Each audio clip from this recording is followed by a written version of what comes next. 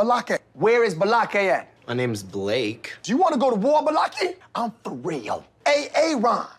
Ron is back in black. I guess I got to lower my chair here a little bit. And I got to tell you, I'm already having separation anxiety at the idea of being away from my normal, comfortable recording studio space for an extended period of time. Now, I've gone away for an extended period of time, but I haven't gone away to somewhere where I was also planning on regularly doing videos. The idea of doing videos in a hotel room or on the stairs outside of the courthouse or in a park, I'm having to prepare myself for the adjustment. And so, and we're going to still try and do the Mondays, not try, we're still going to do the Mondays with Mike and Mark and Claire and everything. So Mike and Mark and myself will all be recording from remote locations. Claire will have full dominion of her recording space, Mark's recording space. It's going to be weird. Okay, so I even went out and I bought those little LED lights that all the YouTubers use. Well, you guys have seen them. Mark has the red lights in his hotel room. Mike's got some lights in them. And I don't use the lights because I kind of already like the lighting on the wall that I have behind here. But, you know, if you're just in some hotel room, might as well spice it up with some lights. So I bought them. They're still in the box. I haven't even taken them out. I might not even have batteries for them. I don't know. Are they plug-in? I don't even know. I haven't even tested them. But yeah, so there's that. By the way, I can talk about anything relating to the Masterson case or anything. It is only Claire who cannot. And that's only because, you know, she's going to be testifying. So let me see. Yeah, I got to tell you, I just a short, 20, 30, 45 minutes ago, whatever it was, finished recording a 1-hour video with Jeffrey Augustine. And I was going to post that video tonight. And then I went to go edit the video. And I found out my mic wasn't plugged in for the entire thing. And I said, screw it. I'm doing a Q&A. Yeah, there's still audio. It's just my audio's poor quality. And I will still edit that and I will post that video tomorrow. But boy, oh boy, oh boy. It seems like the more things I have to do videos about, sometimes the less I get done. I have so many things in addition to the Danny Masterson case that are high on my priority list of things to do videos about. And I still only got one 10-minute video about Scientology. It was a good video. It was a great video, but it took me forever to edit. It took me forever to edit that video down to the 10 or 11 minutes that it was. So anyway, guys, I feel like I'm spinning my wheels over here, getting ready to go to LA on Sunday. But you know, I could have much worse things to complain about. That's for sure. So let's do a Q&A. James Moynihan, hello from Ireland. Love it when people tune in Ireland. We've got Knoxville, Tennessee. And let's see, what is this place? Breznikov. Wait. Breznovakia. I have no idea where that is, but it sounds very exotic and welcome. We've got South Dakota. We've got Texas. And of course, we have Clearwater, Chad. Hello, Clearwater, Chad. Let me see. I'm looking for some other locations. By the way, guys, please, anyone in the greater Los Angeles area. Oh, we got St. Petersburg, Florida. Anyone in the greater Los Angeles area, I encourage you to come down to the courthouse, downtown LA. I always get it wrong. Is it Clara Shortridge Foltz? I think the Clara Shortridge Foltz courthouse. Monday, we'll be opening statements in the case. And the trial is supposed to last for about 4 weeks. I almost certainly will not be there for the full 4 weeks. But the first couple weeks for sure. Come on down, show some support for the Jane Does. Say hi if you see me. And yeah, let me see. I'm looking for some other from other states, countries, exotic cities. And then we'll start in with some actual questions. Here we go. Dundas, Ontario, Canada. Fantastic. Love us some Canadians. I'm looking for some more. All right. Well, yeah. See, every time here, this is what I love. This is why I keep doing lives. Finally caught a live. See? You know, what's the most that we have when we do one of these live streams? The most that we have is about 3,000 people watching live. Well, when you consider that I have 152,000 subscribers, and when you also consider that about 25%, this is like an average for all the videos for the channel of every day, 25% of all views on my channel every day are people who are viewing for the very first time ever. And this is one of the reasons I really don't mind at all having to answer or answering the same questions over and over again in different live Q&As, is because you're not talking to the same people on every video. Even if it seems like there's there's a lot of the same people in the chat every time, that's fine. Those, you guys are the frequent flyers. But no matter how many lives you do, no matter how many times you spend answering questions, there's always going to be people who are joining for the absolute very first time. And that's honestly one of the reasons I love doing them. I really do. Okay, so why don't we start tackling some questions? I'm absolutely not going to answer. I'm going to answer regular questions in addition to super chats. I'm going to keep my eyes peeled for some good questions. And it can be hard when there's tons of people in the chat to find those, but I'm going to do my best. You best believe it. Hold on. I'm just going to scroll through right now and highlight the super chats so that I don't have to look for them. And then I can spend more time just looking for regular questions. Okay. All right, guys. Well, we're going to do our best. We're going to do our best. All right, let's get some questions here going. Let's get going on some questions here. 86 GOP. I know you can't comment, but I am looking forward to your more professional coverage of the trial next week. The current correspondent did not even know proper court etiquette. Well, thank you, 86 GOP. I know petty interpersonal drama does get very tiring to third-party observers very quickly. So I try to keep the drama to a minimum. I try, but the fact that Tony does keep saying that I'm lying about him not sending me the notes is like, Tony, if you want me to stop talking about you, then stop talking about me.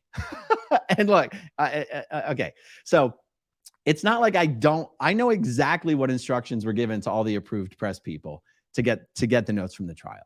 You had to email Tony Ortega personally and ask him for a copy of the notes. I did that. I did that. And anyway, it doesn't matter. The drama doesn't matter. It's not. Here's the thing. I didn't need Tony to send me his notes. His notes are on his blog. I don't care. Unlike Tony, I don't care about being scooped. I didn't create this YouTube channel so that I can break all Scientology breaking news. And then forevermore, I get to say, when we first broke the news on growing up in Scientology, I don't care about that. I didn't need Tony to send me the notes in order for me to have the information. I was just offended.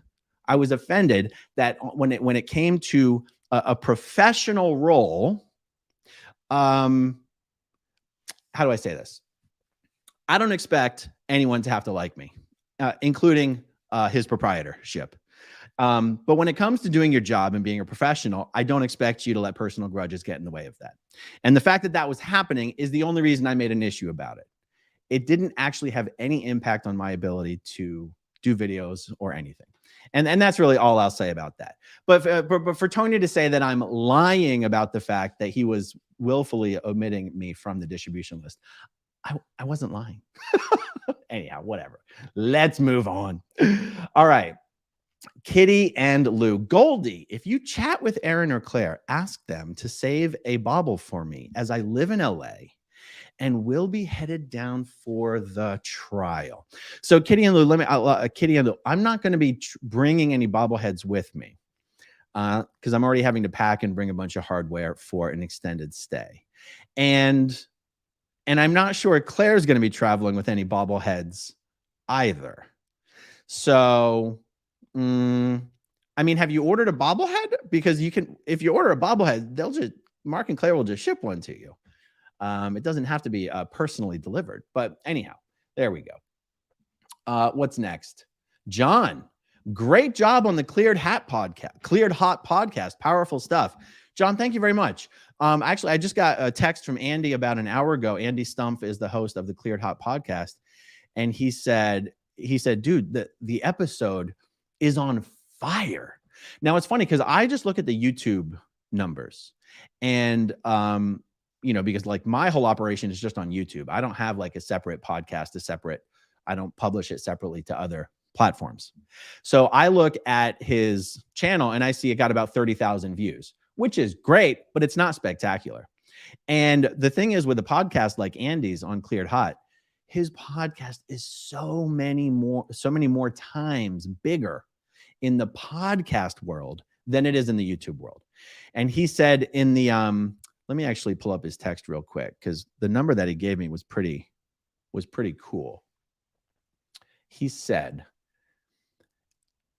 our episode, he said, your episode on my podcast, our episode was number 10 worldwide in the society and culture. I see again, this shows my ignorance of the podcast space.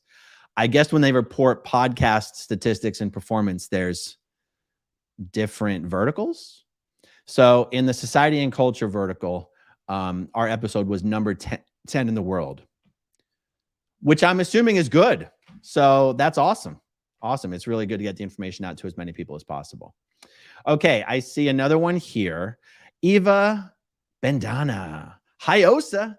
Hey, Aaron, any specific religions many new Scientologists come from? Good luck in Los Angeles.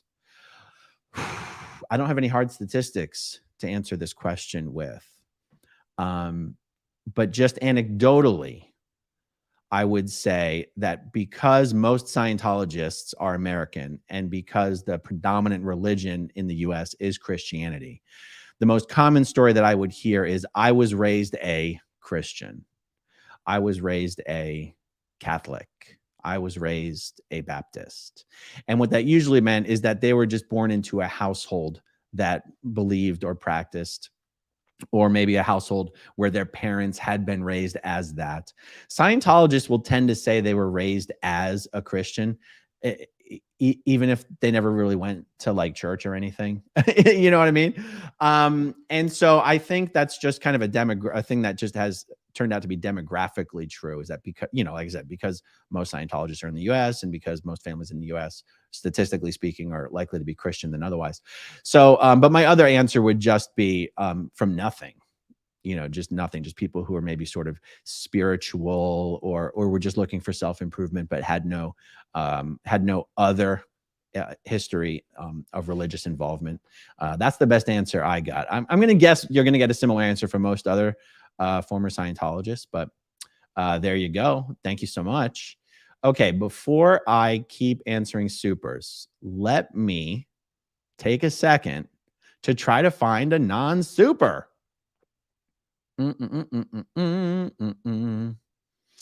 See, I also don't like burning time just looking at the chat because I feel like it's disrespectful to everyone who's like already given me a question and waiting for me to answer.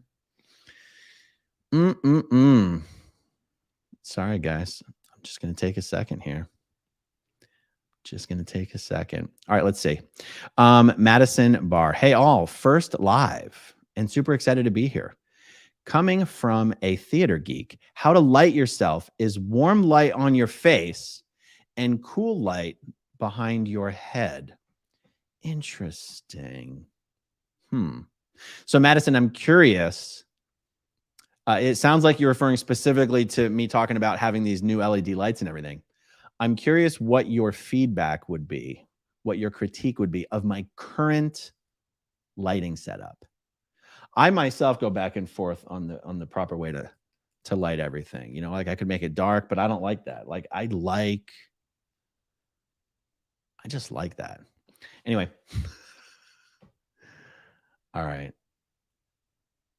Let's see. Oh, here we go. Kitty and Lou. Hey, Aaron from San Dimas and will be in court with you. Ready to sock it to him. Fantastic. Looking forward to it. Yeah. So, in the courtroom, the approved members of the press are allowed to sit in the seats that there's an aisle of seats, the furthest back aisle in the courtroom, that to my understanding is padded seats as opposed to just the hard wooden benches that everyone else has to sit in. So approved members of the press are allowed to sit in those seats. On the first day, the opening statements, my intention is to be sitting in the front row with Leah and whoever else that she's there with. My intention during those opening statements is not to be sitting in the back. And so, and my understanding also is that the courtroom only seats 30 people, which is remarkable to me that a courtroom can be that small. So for opening statement day, especially since I've kind of been promoting that I'm going to be there and that Leah's going to be there, there might not be any available seats. And I don't know what the rules of a courtroom are as far as standing room only. Like when the seats are full, do they shut those doors? Do they let people stand up in the courtroom? I honestly just have no idea. It shows you how clueless I am. I mean, I've been in a courtroom a few times, but never in a situation where the courtroom was full. You know what I mean? So I just never saw what happened when those seats fill up. Okay, guys, I'm just going to keep trucking along here. Cosette, I absolutely loved your interview with the Cleared Hot podcast. It's fascinating. I can listen to you talk about Scientology for hours. Well, thank you, Cosette. Got to tell you, Andy was a fantastic interviewer. Because talking to Andy doesn't feel like an interview. It feels like a conversation. And these conversations about Scientology can be very difficult to have. And they can also be somewhat uncomfortable to have when it feels like an interview. And you know, the Lex Fridman interview that I did. Oh, by the way, SP mug. The Lex Fridman interview that I did, I loved, but it did feel more like an interview, especially the way Lex likes to play devil's advocate, and it made for some, I want to say uncomfortable, not uncomfortable for me. I actually like uncomfortable conversations, but it made for some moments that made people uncomfortable. And having a conversation with Andy is like the complete opposite of that. And also he was very, very already educated on the topic, which made talking to him about it an awful lot of fun. Yeah. So if you guys haven't, anyone who doesn't know what we're talking about, Andy Stumpf is a former member of SEAL Team 6. And he was on the mission to rescue, I want to say her name was Jessica Lynch. She was a prisoner of war. And I can never remember if this was Iraq or Afghanistan. And to anyone who's familiar with this, it's going to be ridiculous that I can't differentiate between those two. I just can never remember which one it was. And Andy was involved in rescuing her. And he even interviews her on his podcast, which is such a powerful conversation that they have. I was familiar with Andy before he ever messaged me, and I was excited to get his message. And so I flew up to Montana to talk with him. And luckily, I actually have family in Montana. I was born in Montana, actually. I was born in Missoula, Montana. And my grandmother still lives there, and my aunt still lives there, and a whole bunch of my cousins and their families are up there. So I went up there to do the interview with him, and then jumped over to Missoula and hung out with the fam for a little bit. And it was a lot of fun. So anyway, Cosette, thank you for the super chat. Okay. Apollonia Paradise. Hi from Ottawa. Do you have former Scientology friends to hang with in Los Angeles? Oh, there's dozens and dozens of former Scientology friends to hang with in Los Angeles. That's never a problem. I really wish I had a better idea of like what my schedule was going to be. See, normally, even the last time the Danny Masterson trial was going on, yes, I would do videos with updates regarding the trial, but that's not all I would do. First of all, it's not all I would do all day. It's also not the only videos that I would do. So while I'm in LA, I'm going to be in the courtroom from like 8 a.m., 9 a.m. until 4 p.m. every day. So I believe I'll do like a video update at lunchtime because it's a 90-minute break. I'll, of course, do a video update at the end of the day. But then I've got to figure out, well, what exactly am I going to do the rest of the day? Am I going to hang and relax, or am I going to try to record and edit a video that I can release the next day? I really don't know yet. And also, I mean, you want to hear, but I'm going to sound like a whiny little bitch right here. I'm a night owl. I stay up until 2, 3 a.m. just routinely because I enjoy being up late. I'm going to have to be in court at like 8:15, 9 a.m. in the morning. I'm going to be, I don't even know what I'm going to look like or feel like by the end of the day. I might just get out of court and go right to bed just to make sure I can actually get enough sleep to be in court on time in the morning. So I'd love to say that I'm going to have tons of time to hang out, but as of right now, I just don't know. But what I do know is that there's never any shortage of former Scientology friends to hang out with in Los Angeles. That's for sure. All right, I see another one here. Justin Hamilton. Chris Masterson, an active Scientologist like Danny? Yes, every member of the Masterson family are active Scientologists. I guess I'm going to drink from this mug. I should hold it right. Okay, so you got Jordan Masterson, Chris Masterson, Alana Masterson, Carol Masterson, and Will Masterson. And they're all Scientologists. Actually, I'm not sure about Will. I'm not sure if Will is Carol's present husband or ex-husband. I get it mixed up. But all of the current members of the Masterson family are Scientologists. I know that much. Denver Steve-O, look at you. Cali bourbon and cigars for Aaron. Well, thank you so much, Denver Steve-O. I guess everything is more expensive in California. So, yeah, but that is, well, I don't know. That'll cover more than some bourbon and a cigar. That's for sure. Maybe several bourbon, 2 bourbon, 2 cigars. I mean, things are expensive in California, aren't they? I guess we'll see. Definitely gonna have to go out to a cigar bar at least one night when I'm there. No doubt about it. Okay, Jeremy Pasta. Can you explain in detail Scientology's law of exchange? Oh, well, I mean, okay. I mean, in detail, there's 4 conditions of exchange. At the bottom, you have no exchange, criminal exchange. Then you have partial exchange. Then above that, you have fair exchange. Then above that, you have exchange in abundance. This is L. Ron Hubbard's principle that basically the more you give, the more you get. There you go. That was the simplest, quickest explanation you've ever heard of Scientology's law of exchange. They don't call it the law of exchange. They call it the conditions of exchange. And those are the 4 conditions of exchange.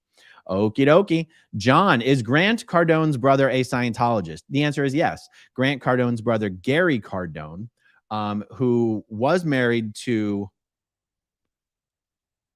Monica Cardone, but I just found out they got divorced.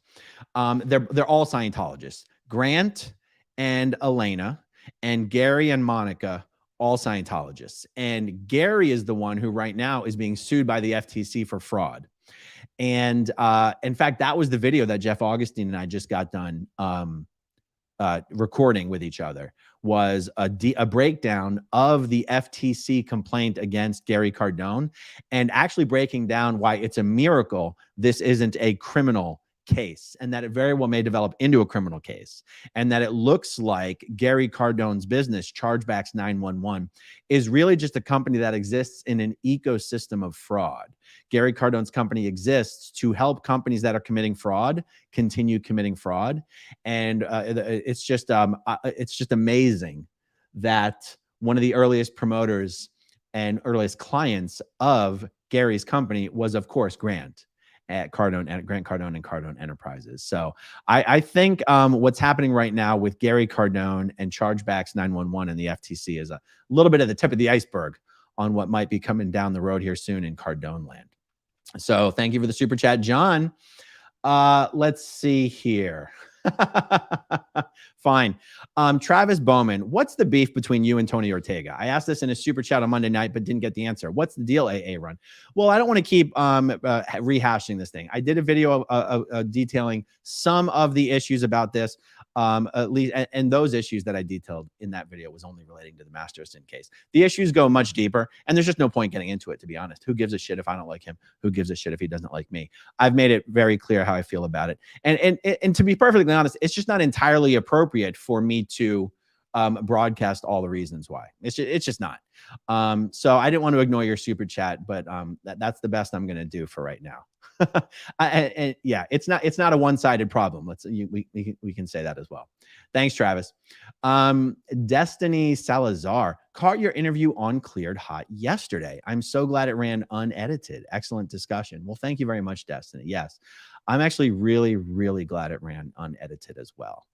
The fact that the Lex Friedman interview was so severely edited, actually, I think, detracted from the quality of that interview. So again, it sounds like I'm criticizing Lex. I'm really not. I'm the biggest Lex Friedman fan in the world. But, you know, everyone has different styles and different approaches. And yeah, different is just different. So thank you, Destiny. Much appreciated. Okay, so again, let me take a pause from answering super chats to at least try to find a non-super chat. And please forgive me, guys, for just staring here at the chat stream for a little bit. I just feel bad promising I was going to do non-supers. Okay. Sandy Hill sort of gave up asking. The system isn't set up for non-monetary questions when a channel gets bigger. Kind of sad for people that have been around from the small beginnings, but I understand. But sometimes sad. Yes. Yes. Well, Sandy, that's why I'm trying to find some non-supers to ask. And yeah. Okay. Well, CO Bilf would like to know, if there's limited seating, can I sit in your lap? You are large and I am famously short. Hey, I'm down for it. I'm totally down for it. This is, by the way, this is David Miscavige's burner account. And CO Bilf is David Miscavige. And he is so small that even if I had my laptop on my lap, I could still probably fit him in there. So, like I said, I'm totally down for it. All right, back to supers, I guess. Okay, the copper mustache. Tony Ortega and the grand jury investigation. Well, I did a video about what was reported yesterday about. Now, this, to be honest, this wasn't new news. What was new was just a present time confirmation that the grand jury was still going. Knowing that there was a grand jury investigation, so I guess I'm contradicting myself. We knew 6 months ago there was a grand jury going on. It's actually a felony. Did you guys know this? If you get a subpoena to testify in front of a grand jury, it is a felony to tell anyone that you got that subpoena.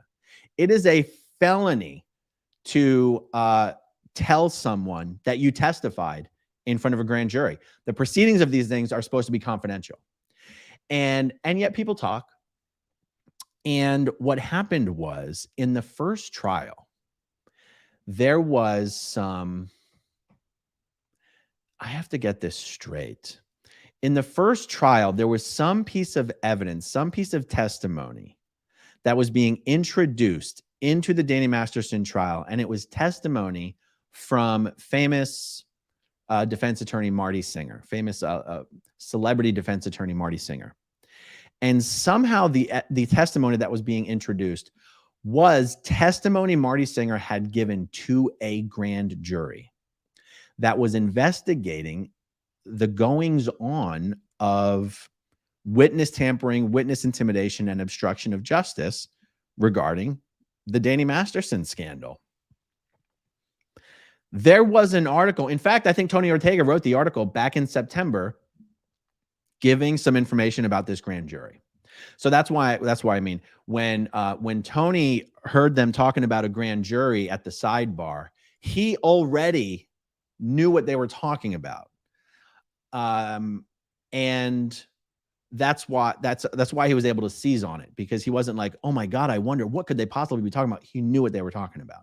And so then when they resumed the hearing and went back on the record, yesterday, and then the judge Almeida said to Deputy DA Mueller, the investigation that you are referring to, is it still ongoing? Tony knew they were talking about the grand jury investigation.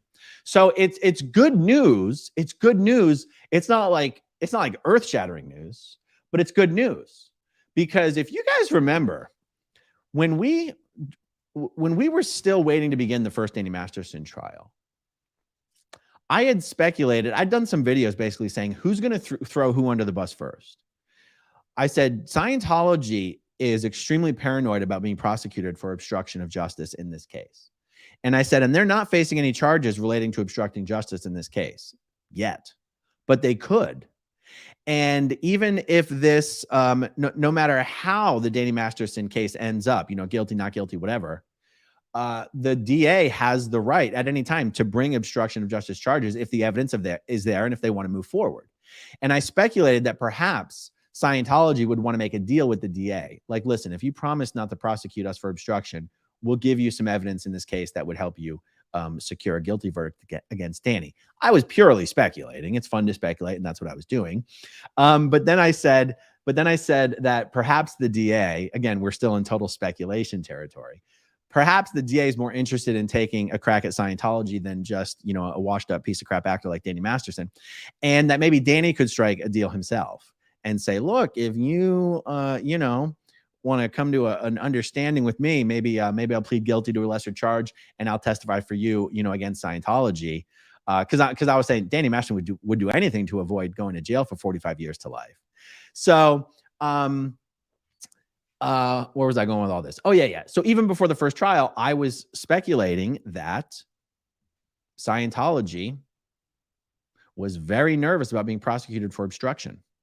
The fact that grand jury is still ongoing shows you that Danny Masters at that Scientology would still be very nervous about potentially being prosecuted for obstruction, especially when you consider that it is David Miscavige himself personally who has been named and implicated as being involved in the obstruction of justice and the witness tampering. This is mind-boggling. In fact, breaking news. I've been talking about David Miscavige hiding out from process servers because of all these civil lawsuits. There's one other reason David Miscavige would be hiding from process servers, because David Miscavige has been subpoenaed to testify in front of the grand jury regarding obstruction of justice in the Danny Masterson case. Let's call that speculation. Let's call that very obvious speculation. A grand jury that's been ongoing for what seems like years now. Now, guys, I'm just a layman. I don't know anything. I grew up in a cult. I don't know how a grand jury can be going on for years. I'd have to Google it. I'd have to look it up. I'd have to ask ChatGPT to understand how that's possible. But the fact that it does seem to be the case, and that we already know David Miscavige has been named personally, and I already know of many people who've been called to testify in front of this grand jury, David Miscavige is avoiding a subpoena from a grand jury. That is breaking news. I haven't heard anybody say that. So anyway, that was an awful long answer to a super chat here, but there you go. The Copper Mustache. Thank you for that question. And there's my answer. Ted S. Hey, Aaron, how did you get set up with Andy Stumpf? Great podcast, but was shocked to see you there. Would love the background on that. I got to tell you, it's the exact same way I got set up with Lex Friedman. They sent me a message on Twitter. That's it. That's literally it. Lex sent me a message. Hey, my name's Lex. I have a pretty popular podcast. Would love to talk to you sometime. I was like, yeah, Lex, I know who you are. And I got after the Lex Friedman podcast, Andy saw me on Lex's podcast and he sent me a message. Hey, my name's Andy. I've got a podcast called Cleared Hot Podcast. And, I think he says, he said we get certain, he gave me the number. We get a certain number of million of downloads per month in the podcast world, and would love to have you come up and talk about Scientology. And I was already familiar with Andy. That's all it took, guys. All it took was a message on Twitter. So there you go, Ted. Thank you for the super chat. Let's see. Kevin Harrison. Aaron, do you have a spiritual life at all, or did Scientology scar you forever? Just curious. When I hear the question, do you have a spiritual life? I understand that to mean more, do you believe in a God or a supreme being? And I don't. I do understand that having a spiritual life means more than just that. I also don't, these things are not necessarily two sides of the same coin. Like, if I don't have a spiritual life, it's not because Scientology has scarred me forever. I don't consider that Scientology has scarred me. I mean, emotionally, yes. But but I don't feel like, oh, Scientology's turned me off of religion. I never considered Scientology to be a religion in the first place, even when I was a true believer. It was just something I was supposed to do and believe. And I sort of made myself believe parts of it more than other parts. And when the day came that I found out that there are no upper OT levels, and therefore there's no such thing as full OT, and therefore most of everything L. Ron Hubbard said in addition to that was probably bullshit as well, I was like, oh, damn, that sucks. But I wasn't like, oh no, what do I believe now? Oh, I don't know what's true. I just, I never dealt with any of that, which makes me question and might make you question, well, then how much of Scientology did you really believe? And I've asked myself that same question, like, how much of it did I really believe, or was I just pretending to believe, or was I making myself believe? And I think there was a lot to a large degree. It was, I was making myself believe something because it's what I needed to be in order to do what I was doing. And once I no longer needed to be doing those things, it didn't really matter to me at all whether I believed any of it. So I do feel like my answer to your question is that well, first of all, it's a loaded question, Kevin. Do you have a spiritual life? What does that mean? I do not consider myself to be a spiritual person. I think that is a fair statement. And I don't blame Scientology for it. I don't feel like Scientology is the reason for that. Thank you, Kevin. I do appreciate the question. All right, let's see. Lisa. Lisa Steeris. I've been a follower since the beginning, but I greatly appreciate you answering questions you've already answered. Awesome.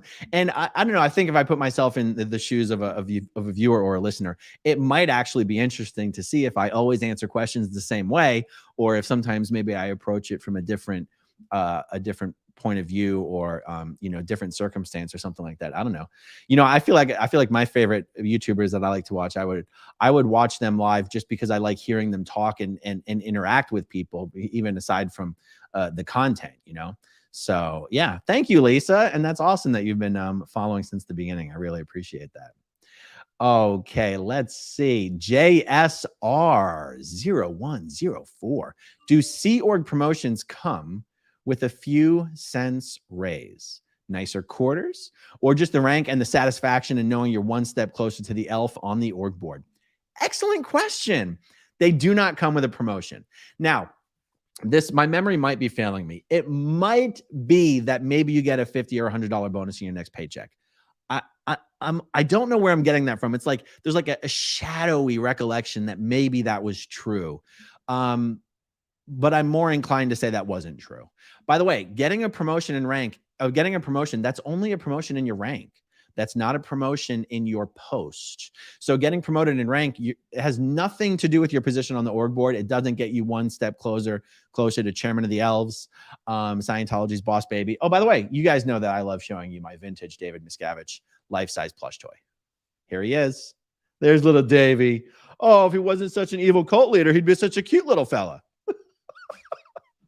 Yeah. So no, getting promoted in the Sea Org. Yeah. So what's even the point of getting promoted in the Sea Org? So Sea Org members, even though there's a petty officer, there's swamper, petty officer, third class, second class, first class, chief petty officer, midshipman, warrant officer, ensign, lieutenant, junior grade, lieutenant, lieutenant commander, commander, and captain. There's all those ranks, but all Sea Org members are also just generally classified as petty officers and officers. Officers and above are all treated the same, and there are special perks. You're supposed to eat in a special dining room. The thing is, you eat in a different dining room or different tables, but it's the same food. So who gives a shit? There's supposed to be perks to being an officer in the Sea Org. These days, there just really aren't any perks. So getting promoted in the Sea Org, it doesn't mean you're one step closer to chairman of the elves. It means you're one step closer to being an officer. And once you're an officer, it really doesn't matter what rank of officer you are. You're just an officer. So there you go. Excellent question. I like that one. Okay, what's next? Sarah S. Hi, Aaron. Have you considered posting your vids to a podcasting platform? Would love to listen on the go, and YouTube videos take up too much storage on my phone. Sarah, this is an interesting question. One, have I considered it? Yes. Two, am I too lazy to actually do it? Also, yes. Three, you do not have to download a video to your phone to watch it later or anything. You can save videos to a playlist. You can save a video to a watch later playlist, and all it does is save the link. If you're hitting download video on your phone, don't do that. No reason to download a video unless you want to watch it on an airplane or something. Also, if you pay for YouTube Premium, which these days might be up to like $15 a month, I pay for YouTube Premium because I can't stand watching ads. So if you pay for YouTube Premium, you don't get any ads, and you can play videos in the background. So when I'm listening to a 3-hour podcast, I actually watch it on YouTube, and I, even if I lock my phone, I can still listen to the video on my phone as if it's, playing through Spotify or something. So anyhow, if I actually had someone who was going to help me put everything on a podcasting platform, I would 100% do it. I'm just not motivated enough to do it. And I'm too damn lazy. That's the truth. I'm just too damn lazy. Thank you, Sarah. Okie dokie. Well said regarding TO. Thank you, 86 GOP. Harrison S. Yo, Aaron, why is there a Dianetics Center right next to the spot where Pablo Escobar got killed? Just random or something else? It's true. If you look up the address, if you go to Google Maps and you pull up the location where Pablo Escobar was gunned down by the authorities on the roof of that building, right next door is a Scientology or Dianetics Center, a Dianetics Foundation. Harrison, I'm not just saying this. I believe that some of these centers in Mexico and South America are actually used for laundering money. There is some evidence to support that. There's no reason for that Dianetics Center to be there. and yeah, there's no extra special reason.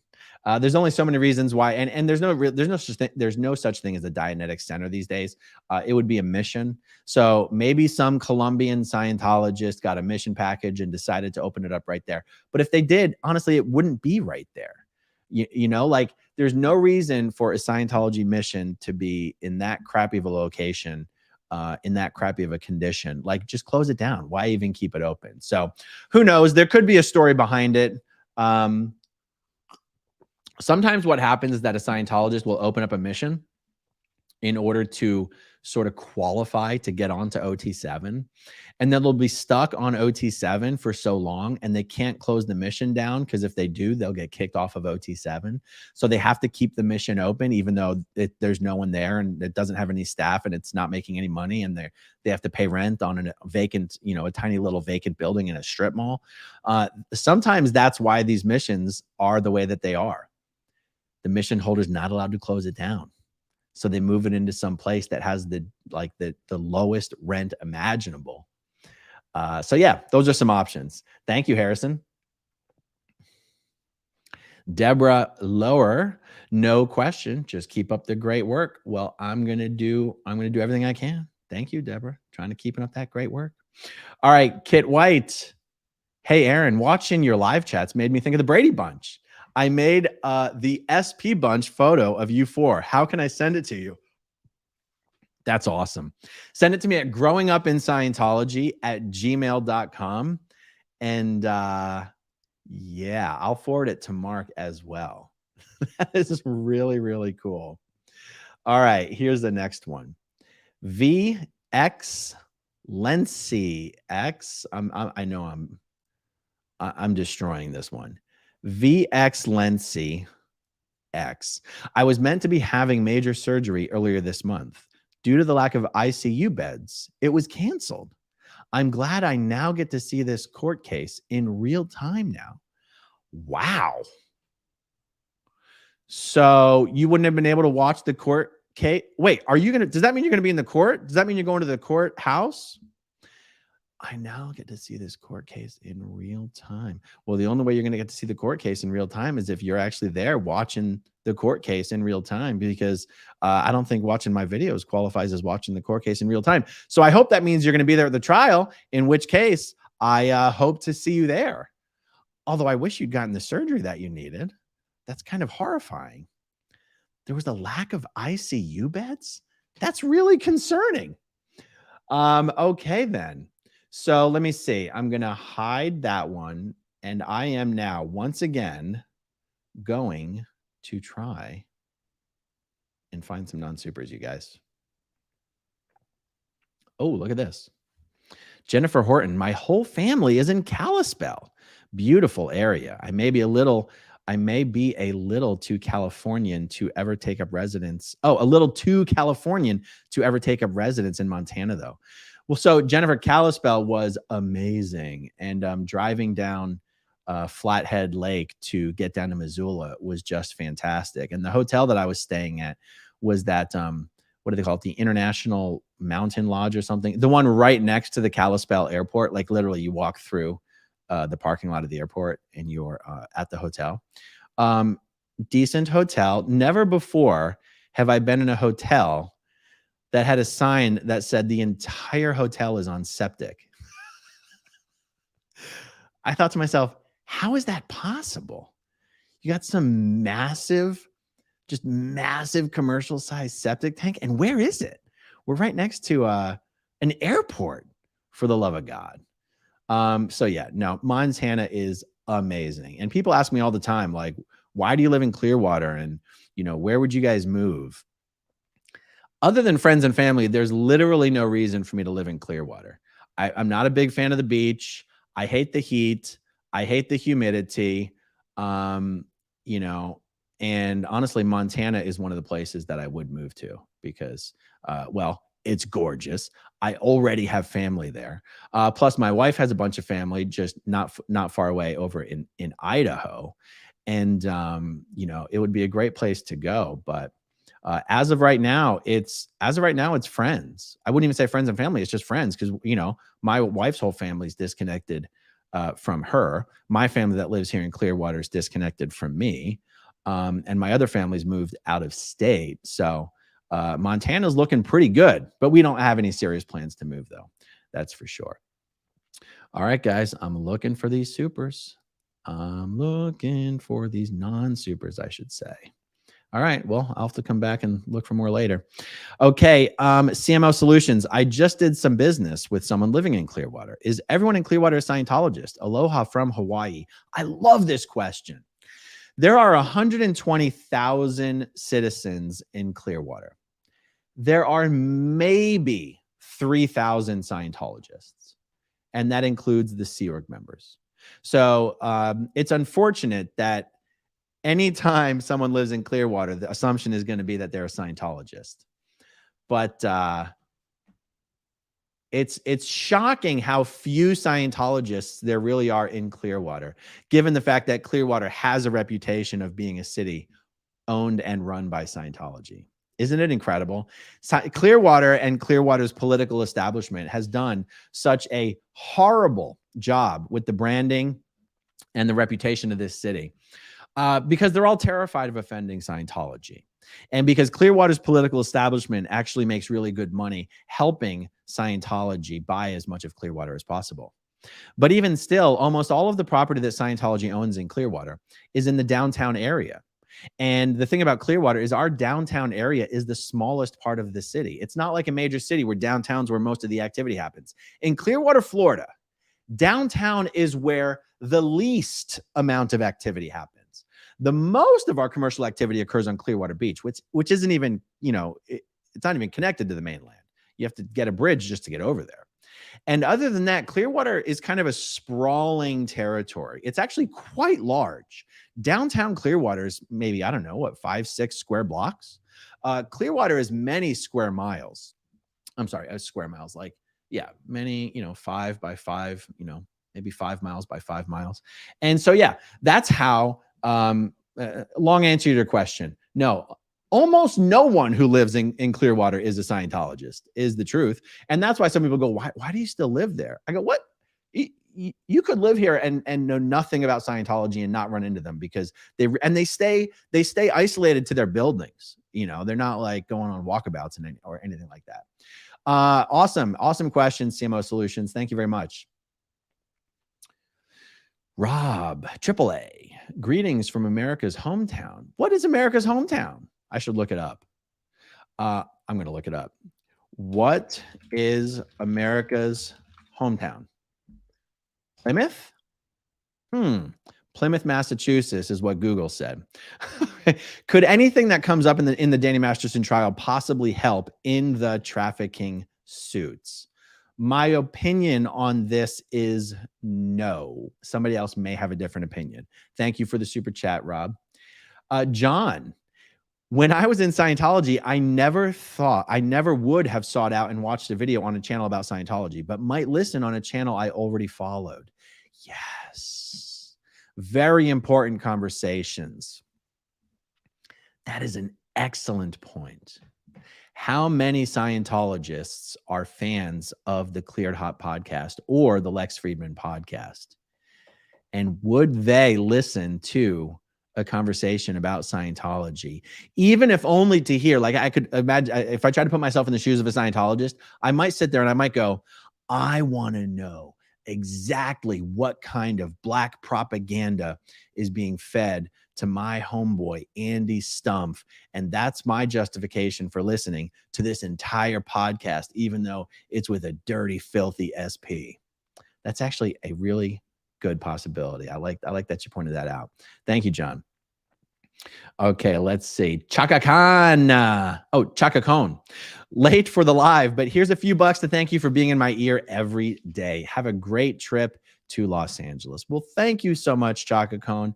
I really appreciate that. And yeah, hit the replay when we're done here. Okay, here we go. Oh my God. John Sostowski. Which Black Rifle coffee flavor did Andy give you? You know, it's funny. I am such a big fan of Black Rifle coffee, even though I've never had some. I just love the brand. Their marketing is great. Their branding is great. The channels they sponsor are great. So Andy must have so many sponsors. We didn't even have Black Rifle coffee.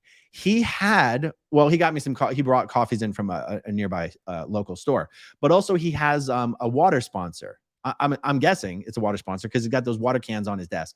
And we didn't even have Black Rifle coffee. I swear to God, I am considering reaching out to Black Rifle Coffee and saying, I just want to call you guys a channel sponsor so bad. Just send me some free coffee. And so I will promote your coffee just for free coffee.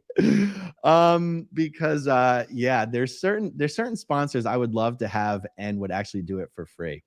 I actually emailed Chael Sonnen's people, because Chael's one of my favorite YouTubers. And I mean, Chael's not a YouTuber, but he kind of is, because he's got a really successful YouTube channel. And he's always got this sponsorship behind him, Mean Street Coffee, never lost around. And I'm like, who are these guys? So I looked it up. It might actually be Chael Sonnen's own coffee brand. I can't quite tell if they just sponsor him or if it's actually his own thing. Anyway, I said, if you guys just send me some free coffee, I will do promos for you guys. So I guess it's whoever responds first, Mean Street Coffee or Black Rifle Coffee. I love them both equally. So yeah, no, haven't had any of that coffee yet, but I'm dying to try some. Okay, let's see. We have Denise Locker. Will the Scientology reports be subpoenaed for the case? It seems like those are key. Denise, we're just not going to know for sure. We're just not going to know for sure. They do. I don't believe. I mean, we've already been through this process once. I do not remember the defense submitting a list of exhibits or evidence. All I remember seeing is a list of potential witnesses. I don't remember a list of items that were going to be introduced as evidence. Maybe because no items were introduced as evidence that I can recall. So I wish I had a better answer for you, Denise, but that's the best that I can do. Okay. Thank you, Denise. Katie did it. Have people put a Q at the beginning of question comments so you can easily see when scrolling. That is a really smart piece of advice, particularly for the non-super chats, or maybe even make it easier for me. Caps, question, dash, dash, dash, and then put your question. Yeah, excellent. Excellent public service announcements there. Thank you. Katie did it. Okay, so Jay Dice, overflow rooms and portable video for overcrowded courts. That might be true for some, Jay Dice. I don't know if that's true for this courtroom. I don't know if that's true. That would be amazing. No, it can't be true because there's no cameras allowed into this courtroom. None whatsoever. Not even the media are allowed to have their phones on. And even the media that are allowed to bring in computers to keep notes, you are not allowed to transmit. In other words, you know, people with like MacBooks can send text messages from their phone. If you're caught doing that, you're out. So there's no way. Oh, wait a second. But that's broadcasting outside the courtroom. Okay, so it sounds like you're speculating that maybe the court has closed circuit TVs, closed circuit, cameras, and that if the courtroom is full, there'd be overflow with the ability to watch it from another room. I doubt it, but I guess we'll find out. Thank you, Jay Dice. Cat, AC/DC fan.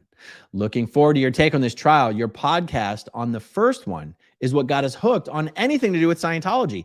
I was born in Kalispell. Well, that is incredible. That is awesome.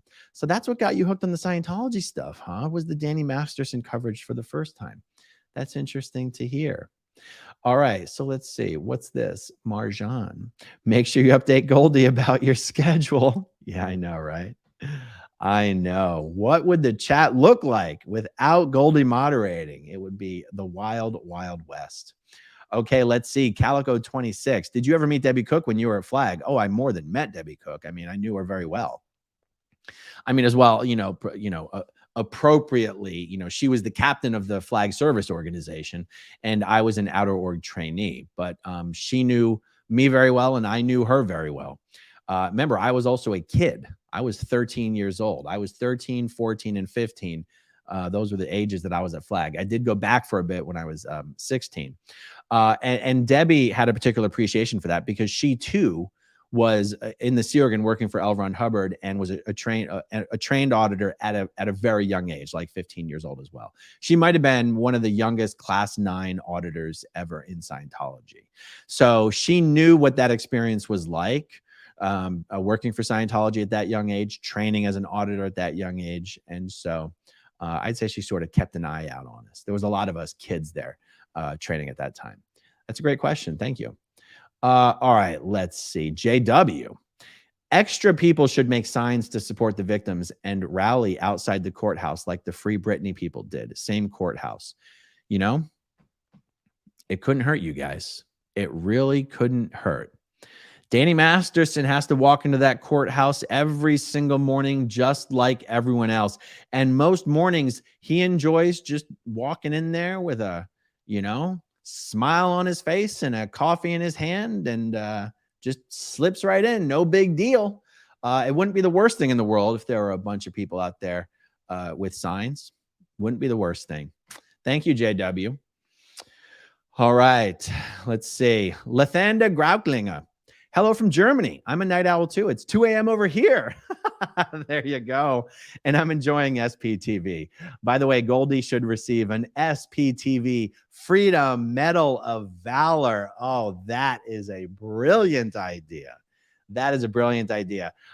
We need to make her a Freedom Medal of Valor that is even bigger than the one that Tom Cruise got. That's great. Thank you, Lathanda. Yes, night owls unite. All right, let's see. Timothy, how do I pronounce this? Finucani. Timothy Finucani, former public Scientologist from Buffalo, New York. Hello. Do you know if Billy Sheehan is still active in Scientology? Timothy, my understanding is yes, but of course I could be wrong. By the way, you're in Buffalo, so It was Jeff Carlson and Danielle Carlson, who were the main people I knew from Buffalo. There were some other ones, but I forget. And I forget Danielle's maiden name, because I believe, what was her maiden? Anyway, you must know who I'm talking about, right, Tim? It's a very small world up in Scientology land, Buffalo, New York. Thank you for the super chat. Okay, Miss Kim. Miss Kim says, for the Johnny Depp courtroom, you had to be in line for hours before it started. They only took the first certain number of people. Doesn't sound easy. Great show. Thank you, Miss Kim. Yeah, you know, my understanding is that the courtroom for the first trial was quite literally never full. I don't even know if it was full for the first day of opening statements. And the other thing that I learned was really the only reason it was as full as it was, really, Danny Masterson is not like a big celebrity. The people in LA don't really seem to care about what's going on with him. Is that the Harvey Weinstein trial was going on right next door at the exact same time. So some of the journalists who were assigned to cover the Weinstein trial were sort of playing double duty and would jump over, you know, back and forth between the courtrooms. But I don't believe there's any big trial like that going on at the same time this time. So the courtroom might even be more empty than it was last time, which is actually great news for us because that means there's a lot of available seats for people who are there to support the Jane Does to be able to get in there. So that's what I'm hoping for. And yeah. And who knows, guys, if there's a whole bunch of people coming down and hanging out and you're not able to get into the courtroom or something, I don't know. I'm not sure. I'm not sure what places, where exactly there are places to eat, but maybe we could all go out and get something to eat at lunchtime. My understanding is that it's a 90-minute lunch break. On a 90-minute lunch break, I am expecting to do some sort of a live video update, but what does that take? 10 minutes? And so, yeah, maybe there'll be an opportunity to go get like a big group lunch or something. We shall see. Thank you, Miss Kim. Stephanie East. Wouldn't current Scientologists need to leave when Claire Headley testifies? Do you think that they will? This question was asked on Monday, and the answer was no. Current Scientologists would not need to leave when Claire Headley testifies. You know, if there was going to be, if Scientologists were going to have a problem with it, you know, with something relating to this, it would be whether they're allowed to even be physically present in the courtroom with SPs. And yet they are. They are. Hold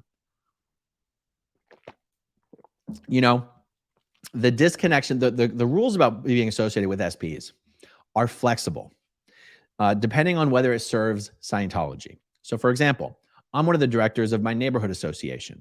We have monthly neighborhood meetings. There are Scientologists who live in my neighborhood. Those Scientologists come to the meetings. These are not big meetings. There's sometimes 5 people. There's never more than 15 people at these meetings. Every month, OT8 Scientologists come to the neighborhood meetings and actually speak with me. People who know who I am. People who knew me in Scientology. People who know I was on the people who know I was on the Leah Remini show. People who know I have a YouTube channel. People who know I ran for city council. People who know I spent 6 months sending out postcards, shitting all over Scientology during my city council run. People who know very much that I'm a big, bad, dirty SP. They come to our monthly neighborhood meetings and speak with me in a friendly, chatty way. Like, they don't show up to give me the evil eyes. They don't show up to, you know, slash my tires. Like, we actually chat in a friendly manner. And it's absolutely hilarious to me.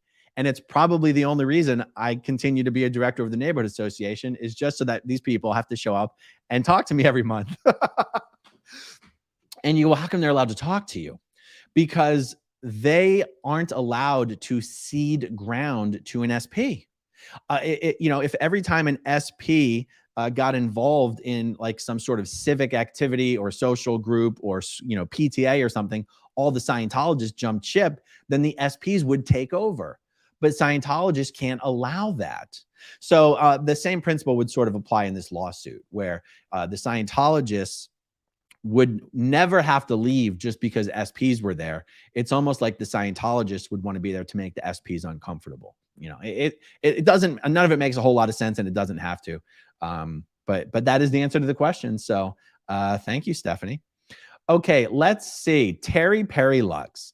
Wow, $50. Good Lord, Terry Perry. Thank you. Hey, Aaron, can you tell me if Mike is a citizen? He is. Just curious, since he came here with Scientology. In his book, it sounds like they all came in different places when they were getting off the ship and building in Florida. Sounds like they were sneaky. It was only, I think, a few years ago, actually, that Mike finally got his U.S. citizenship. So yes, he is a citizen now. Thank you, Terry Perry, very, very much. Uh-oh, here we go. What's this? VX Lens 6. Don't worry about trying to pronounce my username in the super chat. Oh, it's pronounced Valencia. Oh, okay. There we go. I'll never forget it again. It's pronounced Valencia. I just decided to spell it like that. Morning from Perth, Australia, by the way. God, I want to go to Australia so bad. You know, one of my daughters is named Brisbane after Brisbane, Australia. So I know Brisbane isn't Perth, but I'm just saying. Thank you so much, Valencia, and I will remember how to pronounce your name from now on. Okay, Justin Hamilton. Is Elizabeth Moss active in Scientology? Elizabeth Moss is very active in Scientology, and she was just here a week or two ago in Clearwater, Florida at the Flagland base starting OT1, which means probably as we're here speaking now, or maybe even, you know, within the last few days, that means Elizabeth Moss has just learned the truth about Xenu and the body thetans and the Galactic Confederacy and the volcanoes and Incident 1 and Incident 2. And you have to wonder, when Elizabeth Moss, or Lizzie as she's known, was learning about all this for the first time, did she go, are you fucking kidding me right now? You telling me those South Park sons of bitches had it right the whole time? This is what I've been working towards my whole life? God damn. Or more likely, was she like, oh my God, this is amazing. My life has changed. Who knows? Either way, I got to be honest, I feel bad for her. I feel bad for her that she's stuck in this prison of belief that she almost certainly will eventually live to regret. I say, if you're going to regret it now. Don't postpone that shit. All right. Thank you, Justin. Okay. What's next? Linda Lee. Tuning in late because I was at the dog park. How's it going to go with Tony Ortega? I'm agitated by his mean girl antics. I wouldn't have pulled up the super chat if I knew what it said in advance. Sorry, I got to stop blind clicking. It's not like me and Tony Ortega are going to throw down in the middle of the courtroom. I'm going to ignore him and he's going to ignore me. If he says anything shitty to me, I'm going to, say something shitty back. But otherwise, I plan on completely ignoring him. I'm not there for him. He's not there for me. We don't have to talk to each other. So there you go. All right. Next. Oh, good Lord. Susie Q. Wouldn't it be fun if you end up sitting next to Tony in court? Well, it's kind of like, it's not a very polite thing to do. It's kind of like, if you walk into the men's bathroom, you never use the urinal right next to the guy that's at the urinal. So, I'm sure we'll always have at least one seat between us. But that's, if that happens, that happens. No big deal. All right, let's see. Kathy Collins, I feel your wife must be super understanding of this mission you are on. Well, you would be correct. Heather is very understanding of this mission that I am on. Okay, let's see. Karen Lee Kelly, what do you think about Philadelphia charging Scientology tax on the new building? No. Did they? Oh, I've got to do a video about that. Did they really? So look, someone sent me an article from 10 years ago last week that's the city of Philadelphia was going to sue Scientology for letting their building sit vacant for so many years. But if you're talking about something recent, and if they're actually Scientology, Philadelphia doesn't have enough money to pay taxes on that giant freaking skyscraper. Oh yeah. By the way, if you're saying you sent me the info and you're referring to last week, you got to send it to me again, because if it was a week ago, it's gone. Growing up in Scientology at gmail.com. That would be super exciting. And then you'll hear what I really think about it, because I'll do a full-blown video about it. Thank you for that, Karen. Very, very cool. Okay, let's see. Chi-Town native for some crackers. LOL. Will David Miscavige ever be served? Well, yes. I mean, Chi-Town native. David Miscavige was already served. David Miscavige was served in the labor trafficking lawsuit that was brought by Gawain Baxter, Laura Baxter, and Valeska Paris. So he has been served. Now, will he ever be served by the grand jury? That's a different question. David Miscavige getting served by a grand jury would be the worst thing that has ever happened to David Miscavige. And I feel like some investigative reporting really needs to be done to determine whether a subpoena has actually been issued for David Miscavige by the grand jury. And if so, that gives an entire new level of treacherousness to Miscavige hiding right now. It's one thing to hide from service in a civil lawsuit, but a grand jury? That's so much more of a big deal. I mean, at least to me, what do I know, guys? I grew up in a cult, but at least to me, that would be so much more of a big deal. All right, let's see. Travis Bowman. Totally satisfactory answer, Aaron. I get it. And now I don't have to keep paying for super chats to ask. Loved you on Cleared Hot. Enjoy Los Angeles. P.S. More Philip Cohen impressions, please. Yes. My Southern lawyer impression is actually the impression I do of just all lawyers in general. It's not just Philip Cohen. Philip Cohen is not Southern. Like, I don't do that accent because that's how Philip Cohen sounds. I just, for some reason, do that accent whenever I'm quoting a lawyer. Thank you, Travis. All right, let's see.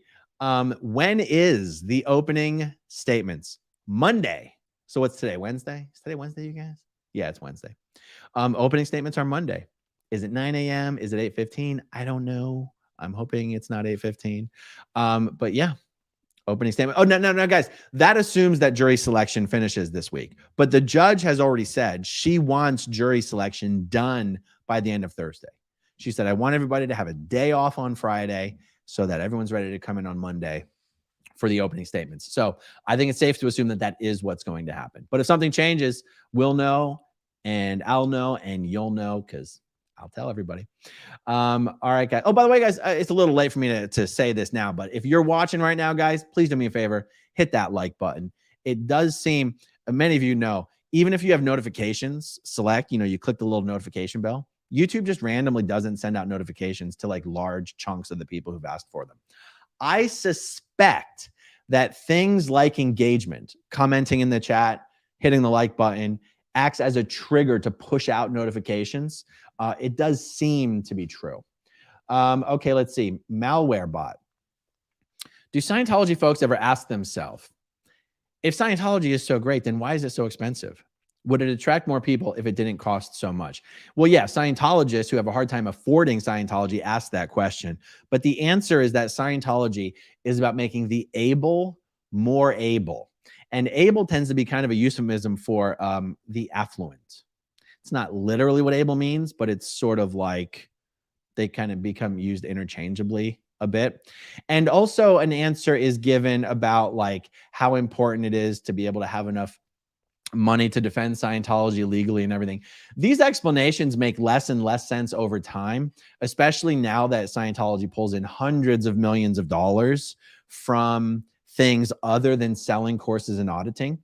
Back in the day, selling courses and auditing used to be the only way Scientology made money. And now that's the smallest way that Scientology makes money.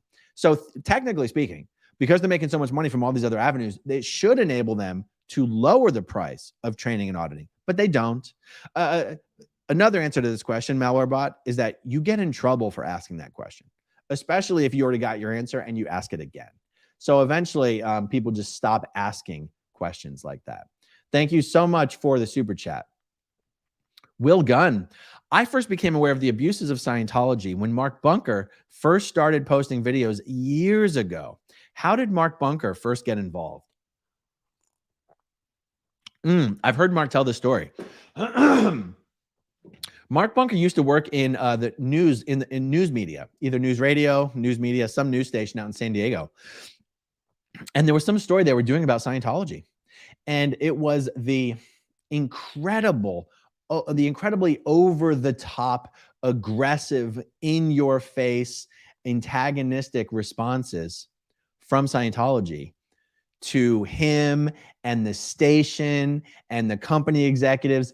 It was their response to him that made him go, oh, there must be so much more going on here than meets the eye. And that was I hope I'm not bastardizing the story or butchering the story. That was the beginning. Mark didn't have some personal history with getting screwed by Scientology. It was really just it was just that.